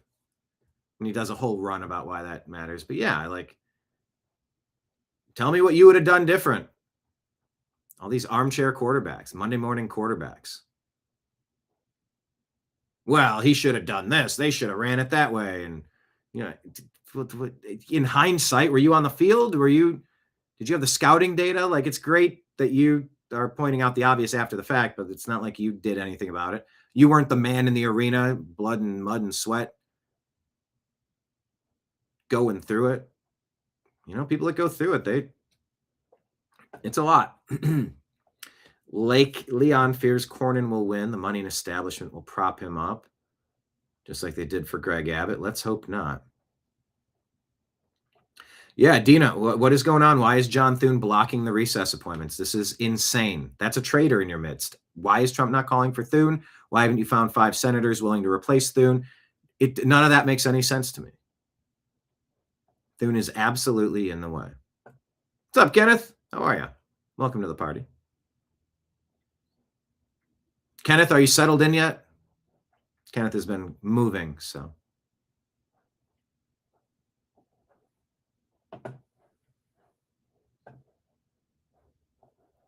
A Super Bowl for Buffalo would be fantastic. Look, the Browns were supposed to play Buffalo in the 2019 AFC Championship with Baker Mayfield, Nick Chubb, and Myles Garrett. But Dirty Dan Sorensen hit Hollywood Higgins in the helmet in an obvious spear that instead of a touchdown, had the ball fumble through the end zone, resulting in a touchback, and we lost that game by less than 7 points. That should have been Cleveland versus Buffalo to go to the Super Bowl. And either way, both of those franchises, Cleveland Browns, Buffalo Bills, looking for their first Super Bowl championship. That would have been great. And we were robbed by fate. All right, let's keep it moving. Vote Hub says South Carolina lawmakers will take up this proposed congressional map tomorrow. The plan would eliminate a Democrat-leaning seat represented by James Clyburn. Mike Davis says, amen. For more than 33 years, Jim Clyburn has gotten more powerful in his DEI district. And that means specifically racially manipulated. As if race is the most important issue anybody has going on in their lives. Democrats will not stop yapping about this crap. Just be a good person. That's what people want. Be a good person. And don't try to fundamentally transform our country into shit. That's it. I mean, there's not much that we demand out of our compatriots here. Jim Clyburn opposes school choice, child support enforcement, anti-crime measures, and other crucial reforms to help his poor Black constituents escape poverty. Good riddance, Jim, says Mike Davis. I wonder what the Democrats have at all, except for gerrymandering and rigging and elections and ballots and all of their dirty tricks. There's probably like 20, maybe 10 super popular, 5, 6, 7 popular cheating maneuvers you can do. Running the same ballot into the same machine multiple times. Sending out the wrong ballots, so when they're sent back, they're not going to get counted by the computer, and by that point, you don't have time to process them. You can throw some out. You can just deliver as many fake ones as you want. You could vote as other people. There's all sorts of ways. So I don't understand why we're not passing the Save America Act. Oh, yeah, Dina from Michigan. Anyone for the Lions? I like Amon-Ra St. Brown. I like Jahmyr Gibbs. Jared Goff is cool. He's all right. Aiden Hutchinson is good. I sort of root for I low-key root for the Lions. Once again, another team that has never won a Super Bowl. I think that's wild. So I do root for that. Okay, so most of the gerrymandered places are already Democrat and already gerrymandered now that it's illegal to do this stuff based on race. I mean, how many seats are going to flip between now, the Supreme Court ruling, and the midterms? We'll see. 10, 20, 30, 40, 50, like a lot. So there's that. Alabama is doing what needs to be done. Here's Attorney General Steve Marshall, I think. For years, federal courts have forced Alabama to draw its congressional and legislative maps around race, ordering the state to create majority-minority districts under the Voting Rights Act. We have fought for years against courts forcing Alabama to sort its citizens by race, and we were right to fight. On April 29th, the United States Supreme Court issued a landmark ruling in Louisiana versus Calais. The court confirmed what we have been arguing for years. States cannot be forced to gerrymander by race. Challengers to a state's map must now prove that race, not partisan politics, actually drove the state's decisions. That is a watershed moment for Alabama, but we didn't celebrate. Instead, we went to work. The very next day, April 30th, we went straight to the United States Supreme Court with emergency motions in 3 separate cases. We asked the court to lift the injunctions blocking Alabama from using the map our legislature lawfully enacted. On May 4th, we filed an emergency motion with the 11th Circuit to lift the injunctions on our state Senate map, asking for a ruling before our May 19th primary. On May 5th, we went back to the district court itself and asked it to stay its own orders on the congressional map while the appeals proceeded. On May 7th, we filed a reply brief in the 11th Circuit dismantling every argument the NAACP raised, argument by argument, and making clear their legal theories wrong. And on May 9th, we went back to the Supreme Court with emergency applications, asking the court to immediately block the race-based court-drawn congressional map before May 19th. This afternoon, they did just that. Let's be clear about what happened here. Alabama originally drew its maps around geography and communities, the Gulf Coast, the Black Belt, the Wiregrass, and a federal court punished us for it. Today, the Supreme Court vindicated the state's long-held position.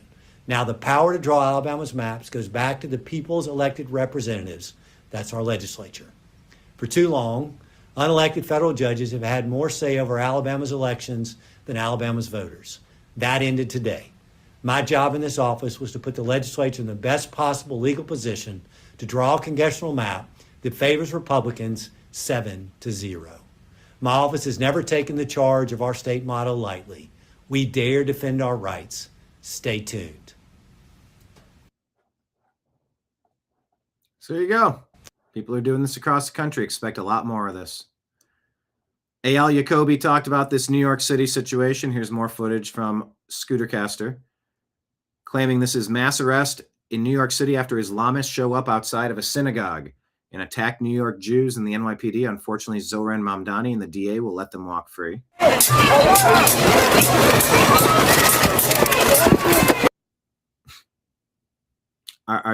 Are they getting tackled and arrested in big piles of garbage on the city streets?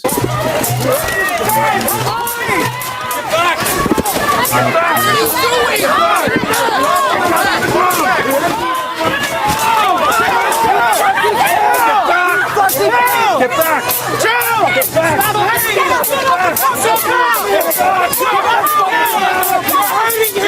What is that?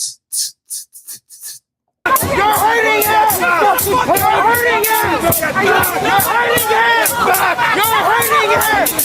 You're hurting him! You're hurting him! Stop hurting him! Anyway, I just my patience for back up! I'm trying! And I've been in the middle of this. I'm telling you, I had some really interesting footage from the Palestinian mob with the Democrat convention. That whole day of footage got corrupted. I wasn't able to share it. I mean, I was in the middle of all these things, and I was in there with the camera, getting all the... I've done it. I did it January 6th. I did it in... a lot in Chicago. I got some footage. I didn't get as much as I... Oh, that whole day got corrupted. I don't know what happened. I clicked delete on what appeared to be an empty file, and then the files weren't there. So they either never recorded or they were in there off the screen and I didn't notice and hit delete too quick. User error maybe, but yeah, standing in the middle of that madness. How fun is that? That's New York City now, and it's going to be for a while, it seems. New York Post reports LA mayoral debate in tatters as Nithya Raman joins Karen Bass and suddenly pulling out at the last minute. Please make some jokes about suddenly pulling out at the last minute. That is the only way to proceed here. Joe Concha says, I mean, they're handing this thing to Spencer Pratt at this point.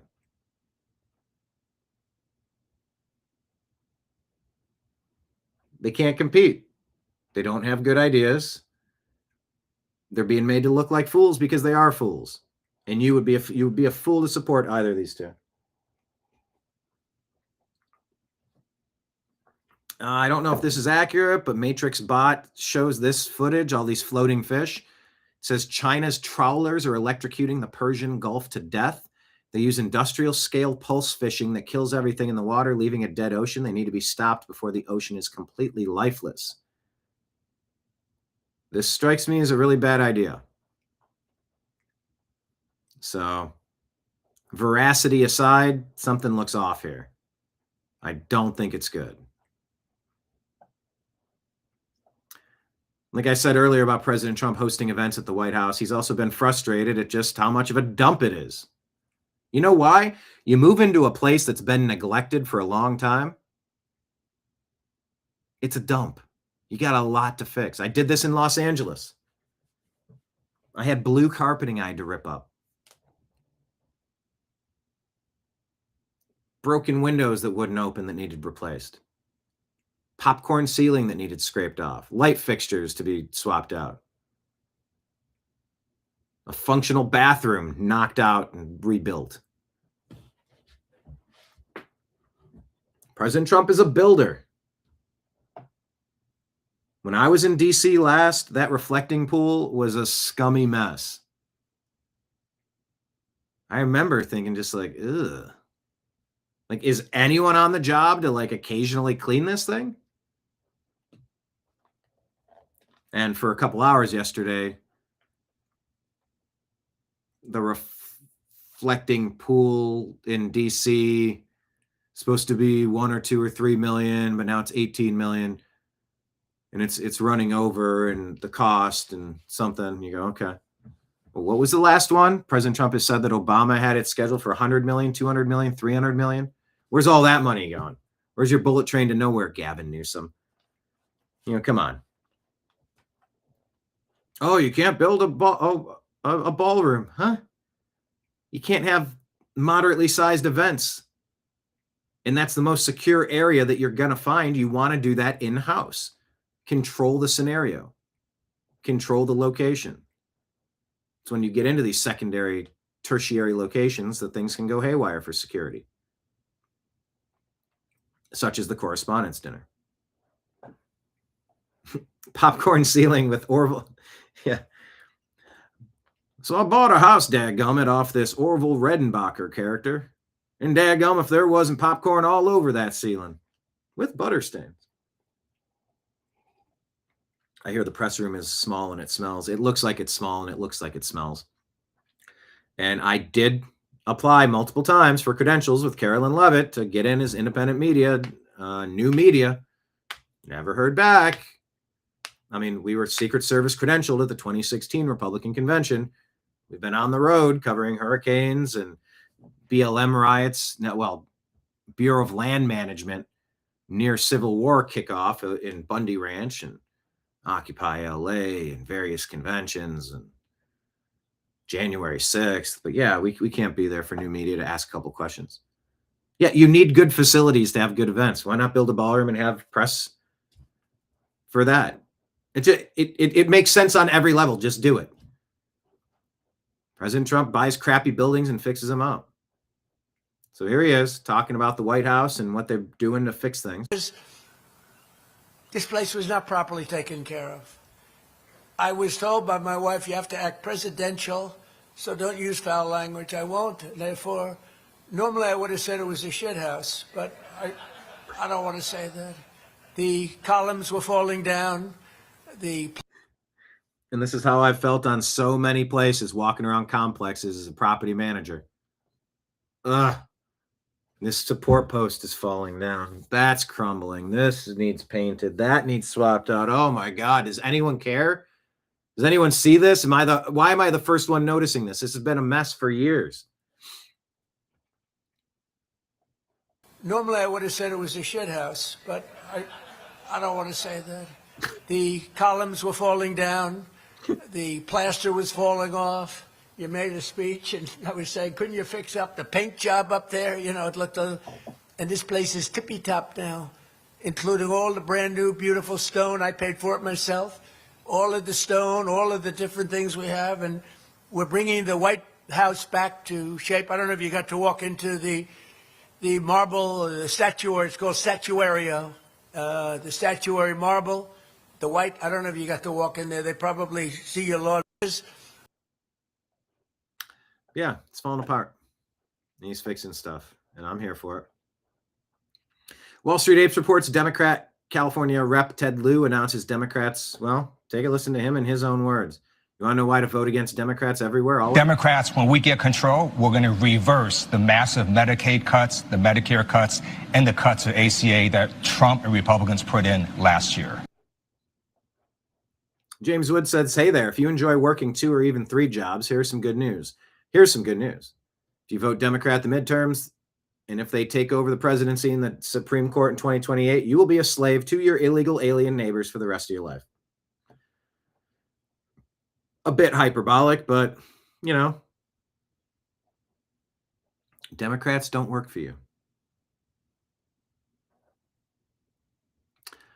Vigilant Fox tells us in 1982, an NBC affiliate station in Washington, D.C. produced a documentary called DPT Vaccine Roulette.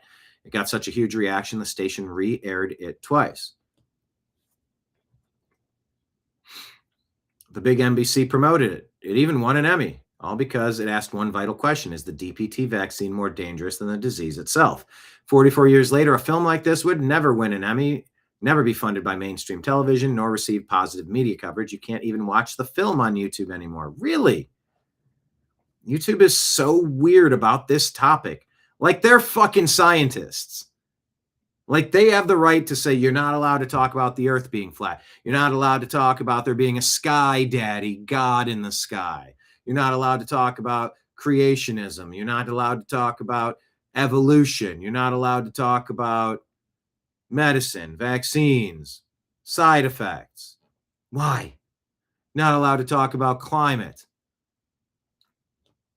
And that's sort of why I wasn't producing as much content during certain periods, and that's sort of why it's been challenging to produce content in this period. You just never know when you're going to be permission to speak freely. So, may I have some more? More what? More free speech to kind of discuss things as my brain sees fit? More. There is no more. You're banned. So that's why we set up shop on Rumble. They haven't messed with us like that. And Patreon, YouTube, Rumble, subscriptions, great way to support freedom of speech, because they do everything they can to silence you when you talk to the people I talk to. Think about it. Stuart Rhodes. Who's my laundry list of weirdos? Not that Stuart's weird. I'm just Oath Keepers at the center of the J6 thing. John McAfee, Stuart Rhodes, Adam Kokesh. I'm trying to think of like some of the more Alex Jones, lightning rod figures. Yeah, I believe in conversation. Sue me. I believe in conversation. Anyway, check that out. That seems very interesting. I'm sort of unaware of all that. 51-minute documentary, I guess. FBI Director Kash Patel says Arcadia Mayor Eileen Wang in California has been charged with acting as an illegal agent of the People's Republic of China in the United States. Mayor Wang admitted to acting as a foreign agent from at least 2020 through 22, promoting PRC, People's Republic of China, propaganda in the U.S. and acting at the PRC's direction to promote their interests. She's agreed to resign from office and plead guilty. FBI and our federal partners continue to move aggressively and root out this kind of influence in American institutions all over the country. America has been invaded.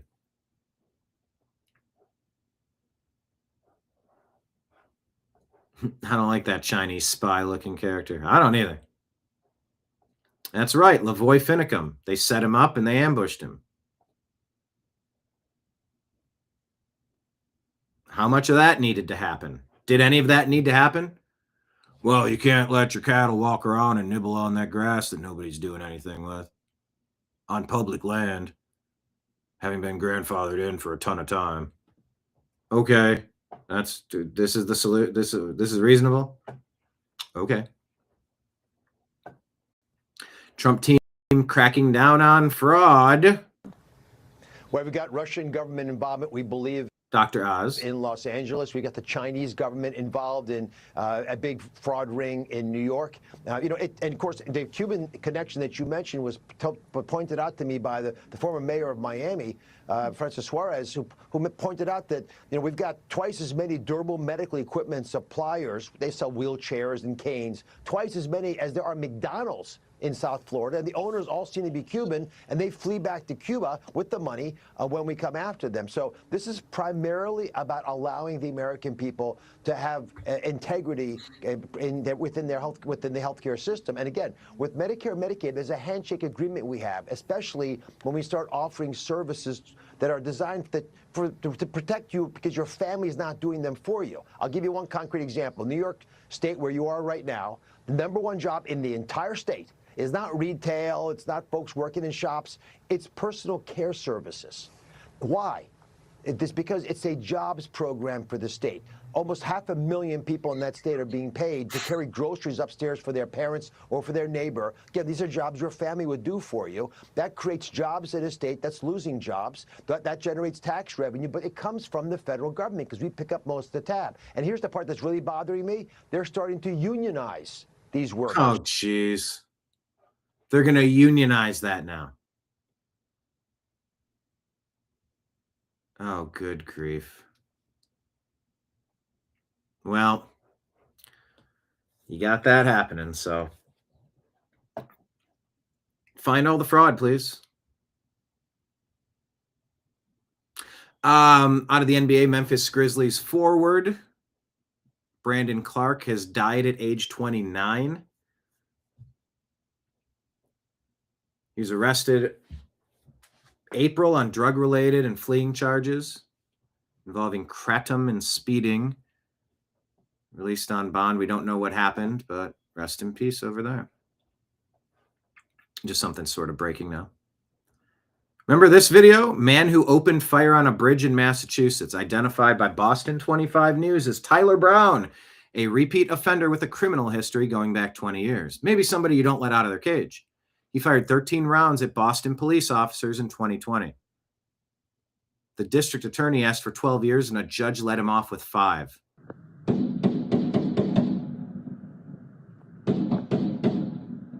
Tell me why you're letting someone like this out of their cage.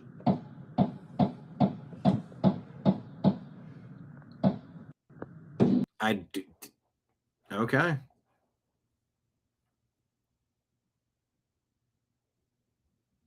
There you go. Violent history of targeting law enforcement. This is going to be tough for California now that we found the fraud. Battle brewing in California. The Trump administration says the state owes the federal government more than $1 billion for health care given to illegal immigrants. William Lajeunesse has a story from L.A. Hi, William. Well, Dana, there are two stories here, right? One is how rising costs have forced blue states to roll back health care for those without legal status. The other is the White House crackdown on eligibility. If states can't confirm those getting care are U.S. citizens, they have to pay the feds back. We are auditing aggressively, and we don't like what we see. In March, the Trump administration began auditing states that provide illegal immigrants with routine health care paid for by American taxpayers. Their findings? 7 states and the District of Columbia owe nearly $1.4 billion for using federal, not state money for immigrant care. Topping the list, California, followed by New York and Illinois. Battle brewing in California. Go get them. Listen to Maine Democrat Senate candidate Graham Plattner. Welcome back to Lever Time. I'm still on the road, speaking with Graham Plattner. I do 100% believe that a political revolution is entirely necessary. Yeah. Bernie does too. Okay. Political revolution entirely necessary. RNC research says he said violence with a gun is necessary. I don't think I heard that exact verb. Welcome back to Lever Time. I do 100% believe that a political revolution is entirely necessary. Yeah. I mean, a political revolution is, like an American revolution. It's not simply asking and negotiating. It's taking and defending and fighting. But Oath Keepers say very similar things when Obama was in there. And to this day still. Mike Lee points this out. Here's $100 of silver in 1926. Look at that. Here's $100 of silver in 2026. Jeez. Mike Lee says this is how the U.S. government hides the true cost of government from you, by gradually making every dollar you earn less valuable with a huge assist from the Federal Reserve. Balance the budget, end the Fed, time for a constitutional reset. Yeah, please. This is insane what's happening. James O'Keefe releases this report. Widespread vote buying ring exposed nationwide. Is this the same clip that I played yesterday or different? I'll play a second of it. Earlier this week, we introduced you to Raquel Rodriguez and her illegal election law activities in San Antonio, Texas. Well, there is more. Listen carefully as she tells our undercover journalist the cost of buying votes. I've got 3 Democrats, 3 Republicans, and the rest are Democrats. Okay. So, how much money are we talking? Because just so you'll know, when you do things like this for votes, you're talking between $5 to $8 per vote. I'm just letting you know, so you have an idea. And I'm going to bring $3,500 to the plate, Okay. countywide. So I know what I'm bringing to the plate countywide. So that's like $28,000. Like model right now. He said, "Okay, Raquel, if you were running, what would you do?" So he sat me down and I said, "I would do this, this, this, this, this, and this." He said, "How much money do you think you would need?" And I budgeted everything, right? Okay, boom, you do it. So he was paying me $5,000 a month, and now he's paying me $8,000 a month. Why? Because I took in this extra job. So between you and me, I've got 4 judges that are calling me right now. This is what they're asking me. And they're like, "We want to be a part of this group. So if we pay you $3,500 each, that's like $12,000, dude." So those 3 judges that I'm talking about, and that's Renee Yonta, Nicole Garza, right? They're paying me $3,500, to make sure that their name is on the ballot. How much could the city council race cost? I gave you my total. It's in there? It's $5,000 a month for me, $3,000 for Tom. Yep, 8,000 a month. $8,000 for our 2 How many months will it go through? 7. 56,000? Probably. That's And 8 then times that. 2 months of early voting. 2 months of early voting is my people's 5 to 7. Cash. So yeah, this stuff is a felony if done with 3 or more people. Get to the bottom of it, because it's a lot of problem. I think if we just clean up the fraud, there's no debt. There's going to be no voter fraud. There's going to be no Democrats. Democrats are just a political terrorist organization. They're a domestic terrorist organization. It's cheating. It's theft. It's abusive.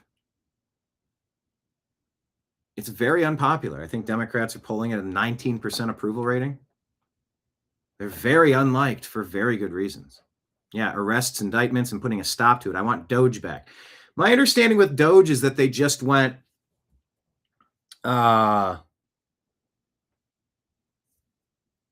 Doge has gone how am I trying to say this? they've decentralized, so it's not one, but now Doge is in every group, every organization. So it's not one main spot that you can defund. Now it's everywhere.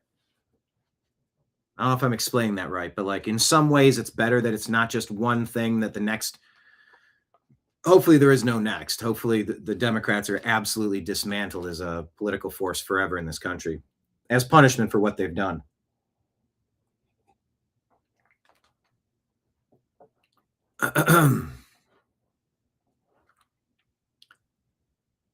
Okay, UAE is getting involved in Iran now, probably for good measure, it seems.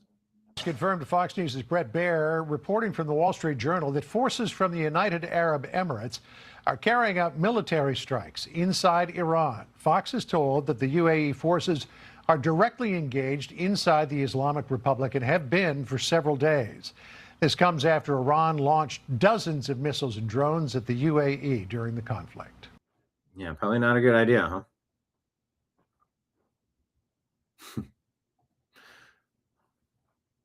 Isn't that what they said Hitler was doing in Germany? Let's attack everyone at once. That'll be a good idea. Wall Street Ape says, hey. We are rich! Look at all this money! While you weren't paying attention, this is all the fraud that's recently been uncovered in Ohio. 7 nearly empty buildings housing 288 companies billed a combined $250 million between 18 and 24. Investigators found widespread shell companies tied to Somali immigrant networks in Columbus, which is the second largest Somali population in the U.S. Ohio spent $1 billion on home health care service in 24 alone. Nearly 100 Medicaid home health companies found operating out of a single empty building in Columbus billed taxpayers $66 million over a few years for services like companionship. $3.8 billion total in pandemic unemployment fraud. Oh my God. $477 million plus in fraudulent claims, $3.3 billion in overpayments due to weak controls and an outdated system, 9 Medicaid providers charged with $500,000 stolen taxpayer money with overbilling and falsified timesheets, home health agencies sentenced for $5.7 million schemes due to inflated hours and ineligible fake patients. Clean up Ohio. I'm born in Ohio. I root for Ohio.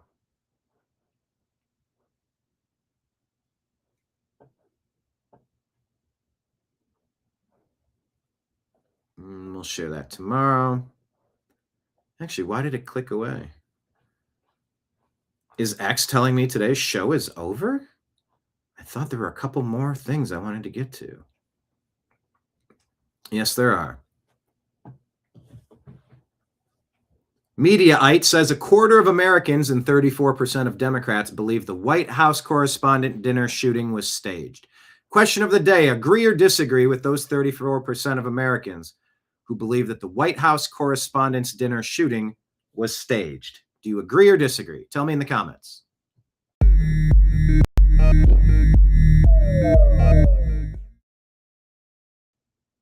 And yes, D Sweet in the Rumble chat, Mike Pence is a bad actor, isn't he?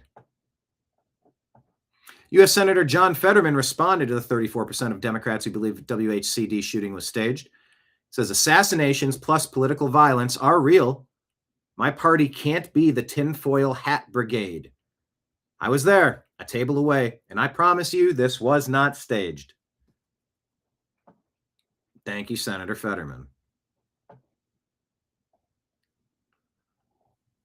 Mark Kelly's up here talking about this. Administration takes on Mark Kelly is a good day for the Kelly potential presidential campaign. He goes up in stock, not just in money, but also people paying attention to this. Well, I'm glad we have an admission of what's going on here. Mark Kelly's taking classified. Look at her like suspiciously, like, oh, he's about to do it again. Allegedly taking classified information and providing briefings that would be traitorous. Potentially aid and abet our enemies on a global scale. These partisan interests are what's most important. This man is a United States Senator. He's getting classified briefings from the Pentagon, and then he goes on television and tells our enemies around the world in great specificity which weapon systems are depleted, which need to be restocked. Setting aside the legal issues, which I'm with Molly, I'm not a lawyer either, and I don't know what the future of that holds. Did he ever stop to ask himself, what is in the best interests of the United States of America and not just my own political future? Because it's obvious that he did not. A sitting senator going on television and telegraphing to our enemies and our threats around the world what we may or may not have, it's extraordinarily irresponsible. But let's not let that get in the way of a presidential campaign. Well, I mean, Scott, but to Molly's point, could you not say, I mean, if Hegseth was legitimately most interested in national security, he easily could have lost this investigation. Hold on, chili today, hot tamale? But let's not let that get in the way of a presidential campaign. Well, I mean, Scott, but to Molly's point, could you not Molly. say, I mean, if Hegseth was legitimately most interested in national security, he easily could have lost this investigation and not said anything about it, right? Oh, well, I mean, it's already out in the open when Kelly goes on television. Right, but he's now elevated what Kelly said, right? I think everybody heard it. It was on. And if the defense secretary is in fact acknowledging and saying, well, he revealed classified information here, he is confirming publicly what Molly said he is doing. So the options here would be to ignore it or to lie about it? No, the option would be to investigate and not tell the press. Look, Mark, right? I mean, look, Mark Kelly went on television and said, I got a classified briefing and here's what I was told. I'm just saying it sounds like they're both doing the same thing, right? Everyone's playing politics here. No. I mean, if you're going to buy into your argument that, hey, this is a senator, right, who's running for president and that's what we're... He says right a lot. It's a very desperate negotiating tactic, right? Where I'm trying to get you to agree with the things that I'm saying, right? Where it's really like subliminal. You saw Kevin Nealon. Oh, geez, I haven't thought of this character in a while. It was a subliminal man. Oh, was that a great segment on Weekend Update? He'd be having a conversation about one thing, drink some coffee, but the main topic is something else that he's covering, not related in any way. Aren't you thirsty? And the main point about it, like, oh, those subliminal skits were so good.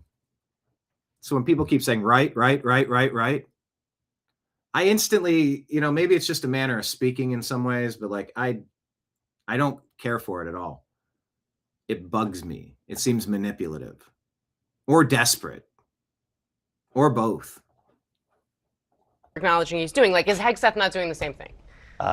Look, this all started because a senator received classified information and chose to disclose it for the good of his own partisan interests, not for just to hurt Trump, just to hurt Republicans, the good of the country, and to hurt the country. Yeah, the opposite of the good of the country. That's when you have clearances revoked. That's when you should face penalties. The severity of which, I mean, does it rise to pure treason? I mean, I wouldn't think it's a good idea to let your enemy know what you have and what you don't. Why would you do that unless you're rooting for the other team, which makes you a traitor? And aren't there penalties for that these days? I don't know that there's any other blame to be laid here. Every single day. All right. So that's a big story.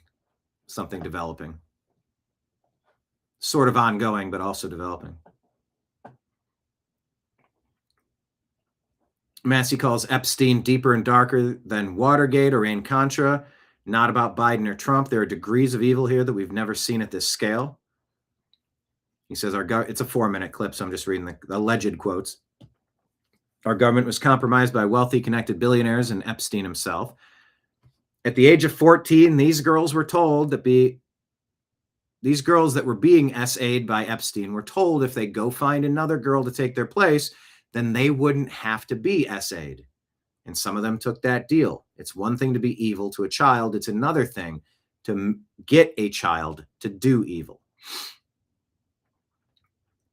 Anybody disagree with any of that? The light sentence that was given to Epstein in 2008 that allowed him to victimize hundreds of more women, we want to know, why was he given that light sentence? I don't have a problem with that. And Trump is annoyed by that and angered by that. It's not a good look. Why is he seemingly protecting? The whole system protected, it seems. Matt Van Swole talks about going to the gym. He used to talk to a guy every day, small talk. He just stops and someone says, yeah, someone told him that you do your show and they've just ghosted you. They don't want to talk to you anymore. And comparing that to how much angrier liberal women are to conservative women on another level.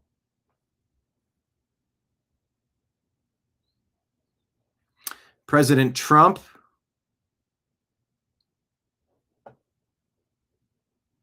working with Bernie Moreno from Ohio and Tim Scott What is this? Paid all cash, turning houses into rentals, stealing away our American dream. Oh, she bid on 20 homes, lost everyone to gigantic investment firms, bypassing inspection, paying in cash, turned those homes into rentals, and stole away the American dream. Yeah. I moved in and had a rental next to me. There was an Airbnb. Like, I don't want to live in a neighborhood to have a fucking hotel next to me. I don't want that. I moved away from communal living in the condos to have just a house. I don't want the Hilton. I don't want the Holiday Inn right next to me. Brand new batches of 5 to 10 different people every weekend. Like, I don't want that. That's unsafe. It's uncool. It's louder. It's weirder. I have no relationship with this neighbor. Our kids can't go to school together. Like, we can't end up going to the same softball team or something, the same church. This transient community shit is not good. I'm not a fan of it.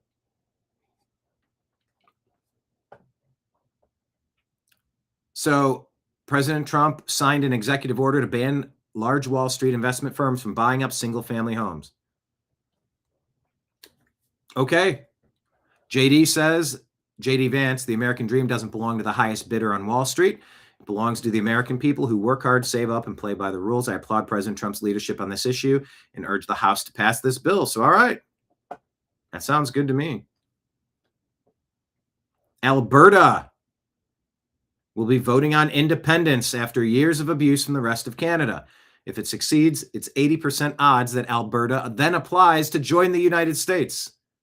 We're going to be talking a lot more about this issue coming up on future episodes. Airbnb, more like Airbnb, like BS. Clever. Ortho, that's a good quote. Never leave your cave without your club.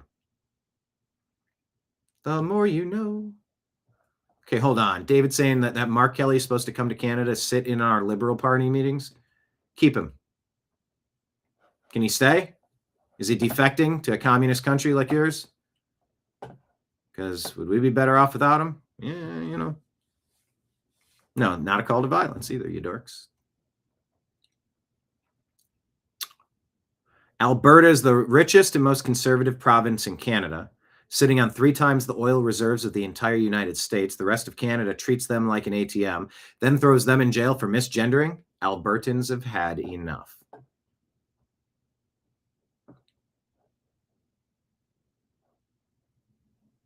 In this video, Fauci dismissing the lab leak is made so much worse by the fact that he was instrumental in organizing a completely discredited paper in order to take the focus away from the lab leak or lab release and protect himself and his profession. Rand Paul says, remember when you were called a conspiracy theorist for questioning the origins of COVID? I was right there with you. Fauci dismissed the lab leak theory on every major network while his NIH was actively funding gain-of-function research at the Wuhan Institute for Virology. Scientists who agreed with us were silenced. Careers were destroyed. The COVID cover-up ran straight through our own public health bureaucracy. And yesterday was the final day for the DOJ to charge Fauci. Clandestine shares this Fox News clip. Friday, the Department of Energy announced they removed all enriched uranium from Venezuela in cooperation with the IAEA. Trump is securing uranium that the deep state intended to hold the world hostage with. Trump is neutralizing rogue nuclear threats. It's happening. Did you hear that one?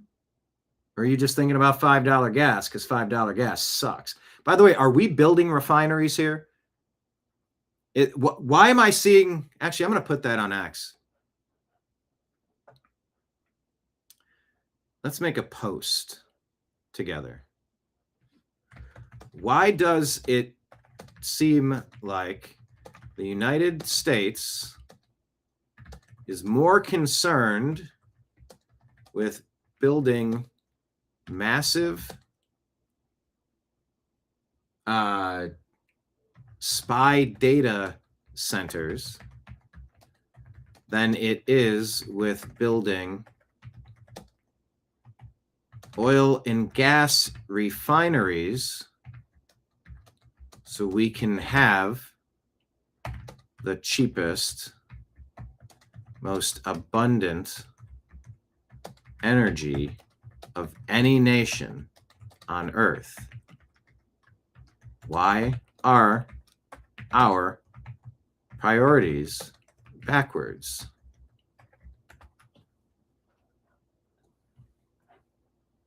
I think we're building way more data centers than we are refineries. Kevin Warsh has been pushed through the Senate as Trump's Federal Reserve Chair nominee. 2 Democrats jumped ship. Coons and Fetterman voted with Republicans to advance Trump's pick. Well, it would have been 47-46 without him. Warsh is now headed to a final confirmation vote to replace Jerome Powell, whose term ends on Friday. Not soon enough. Powell needs to stop clinging to power, fully step down from the Fed board, and get the hell out. He's tainted the institution long enough. Representative Anna Paulina Luna says some members of Congress are making millions upon millions in insider trading. It's time to put the legislation to ban insider trading to a vote. Eric Daughtry shares this from Mike Lee. I agree. The time is right now for filibuster reform. We've got to either enforce the talking filibuster or nuke the zombie filibuster. Status quo is not working. And if we're going to accomplish the reform agenda that the American people sent us here to accomplish, we've got to get this done. There's a natural impulse in Washington that encourages people to hold off on doing what needs to be done until tomorrow or next year or whatever it is. But sometimes you run out of clock with that, and this is one of those moments. So if you agree with this, help amplify the message. It's time to move forward with filibuster reform right now. Agreed, 100%.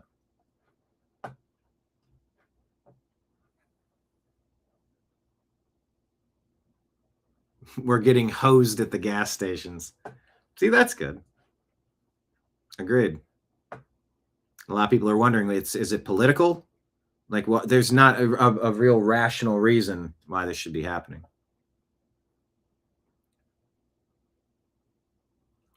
A private call reveals that Democrats are desperate over the tossing of the map. The most dramatic idea they discussed, it would involve an unusual gamut to replace the entire state Supreme Court with the goal of reinstating their gerrymandered map, and it drew mixed reactions on the call. They're trying to talk about getting rid of all of the judges over, I don't know, 52 or 62, something like that. You change the law so it's like that, so that you put all of the people that you want in, and then they're going to overturn what the state Supreme Court just overturned.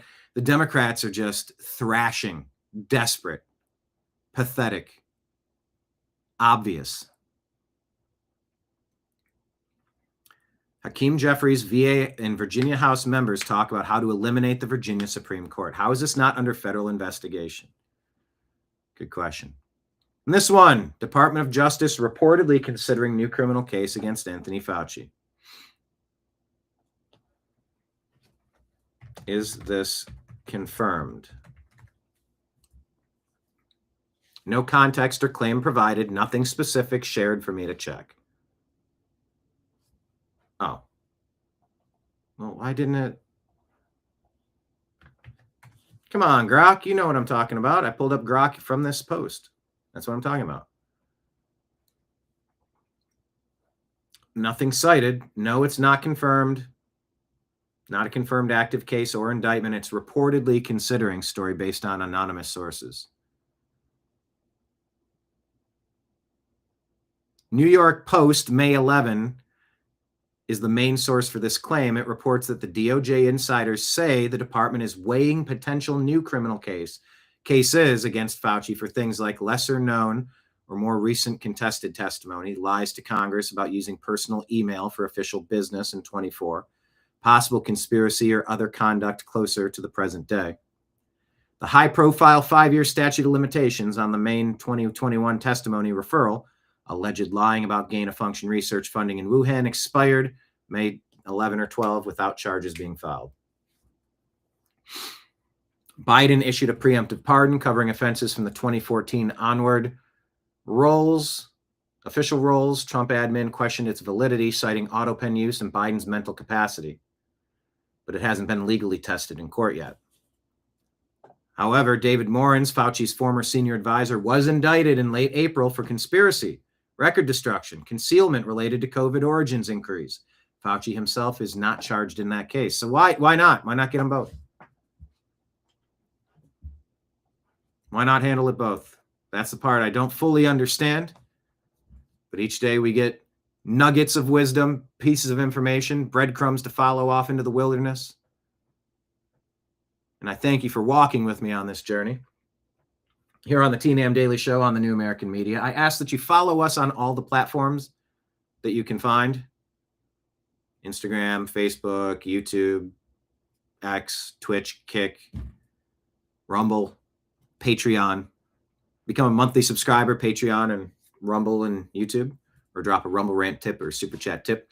As I said earlier, can't be here all day. I'm saddened to tell you that my shift is over for the day. I went ahead and ran your credit card tab for sitting here at the bar. Let me slide it across to you. The tally on that is 0, nothing. But there is a tip line. If anybody wants to toss something, Venmo, Cash App, PayPal, all scrolling at the bottom of the screen, or a Rumble rant tip or a super chat tip. We always appreciate that. And we'll be open again for business tomorrow, talking about all the stories on the screens behind me at this bar. Yeah, Ms. Sari says they want him to drop on Fauci. Yeah, to turn on him, to go state's evidence. And by the way, if it's ongoing, how long can you extend a criminal investigation? I get that, like, he was interviewed that day and he lied about it on that day, and that's verifiable. But the statute of limitations begins when at the conclusion of the final instance of the occurrence. Something like that. But if it's ongoing and he's actively still trying to cover it up, maybe that changes the statute of limitations. I don't know how they're going to try it, but man, I want him tried. That is for darn sure. Everybody hit like, hit subscribe, share the show with a friend, and we'll be back tomorrow at noon. Thank you so much for being here. Signing out on behalf of everybody out there in the TNAM universe. I appreciate you. I love you. And we'll talk to you again soon. Take care, everybody. Peace.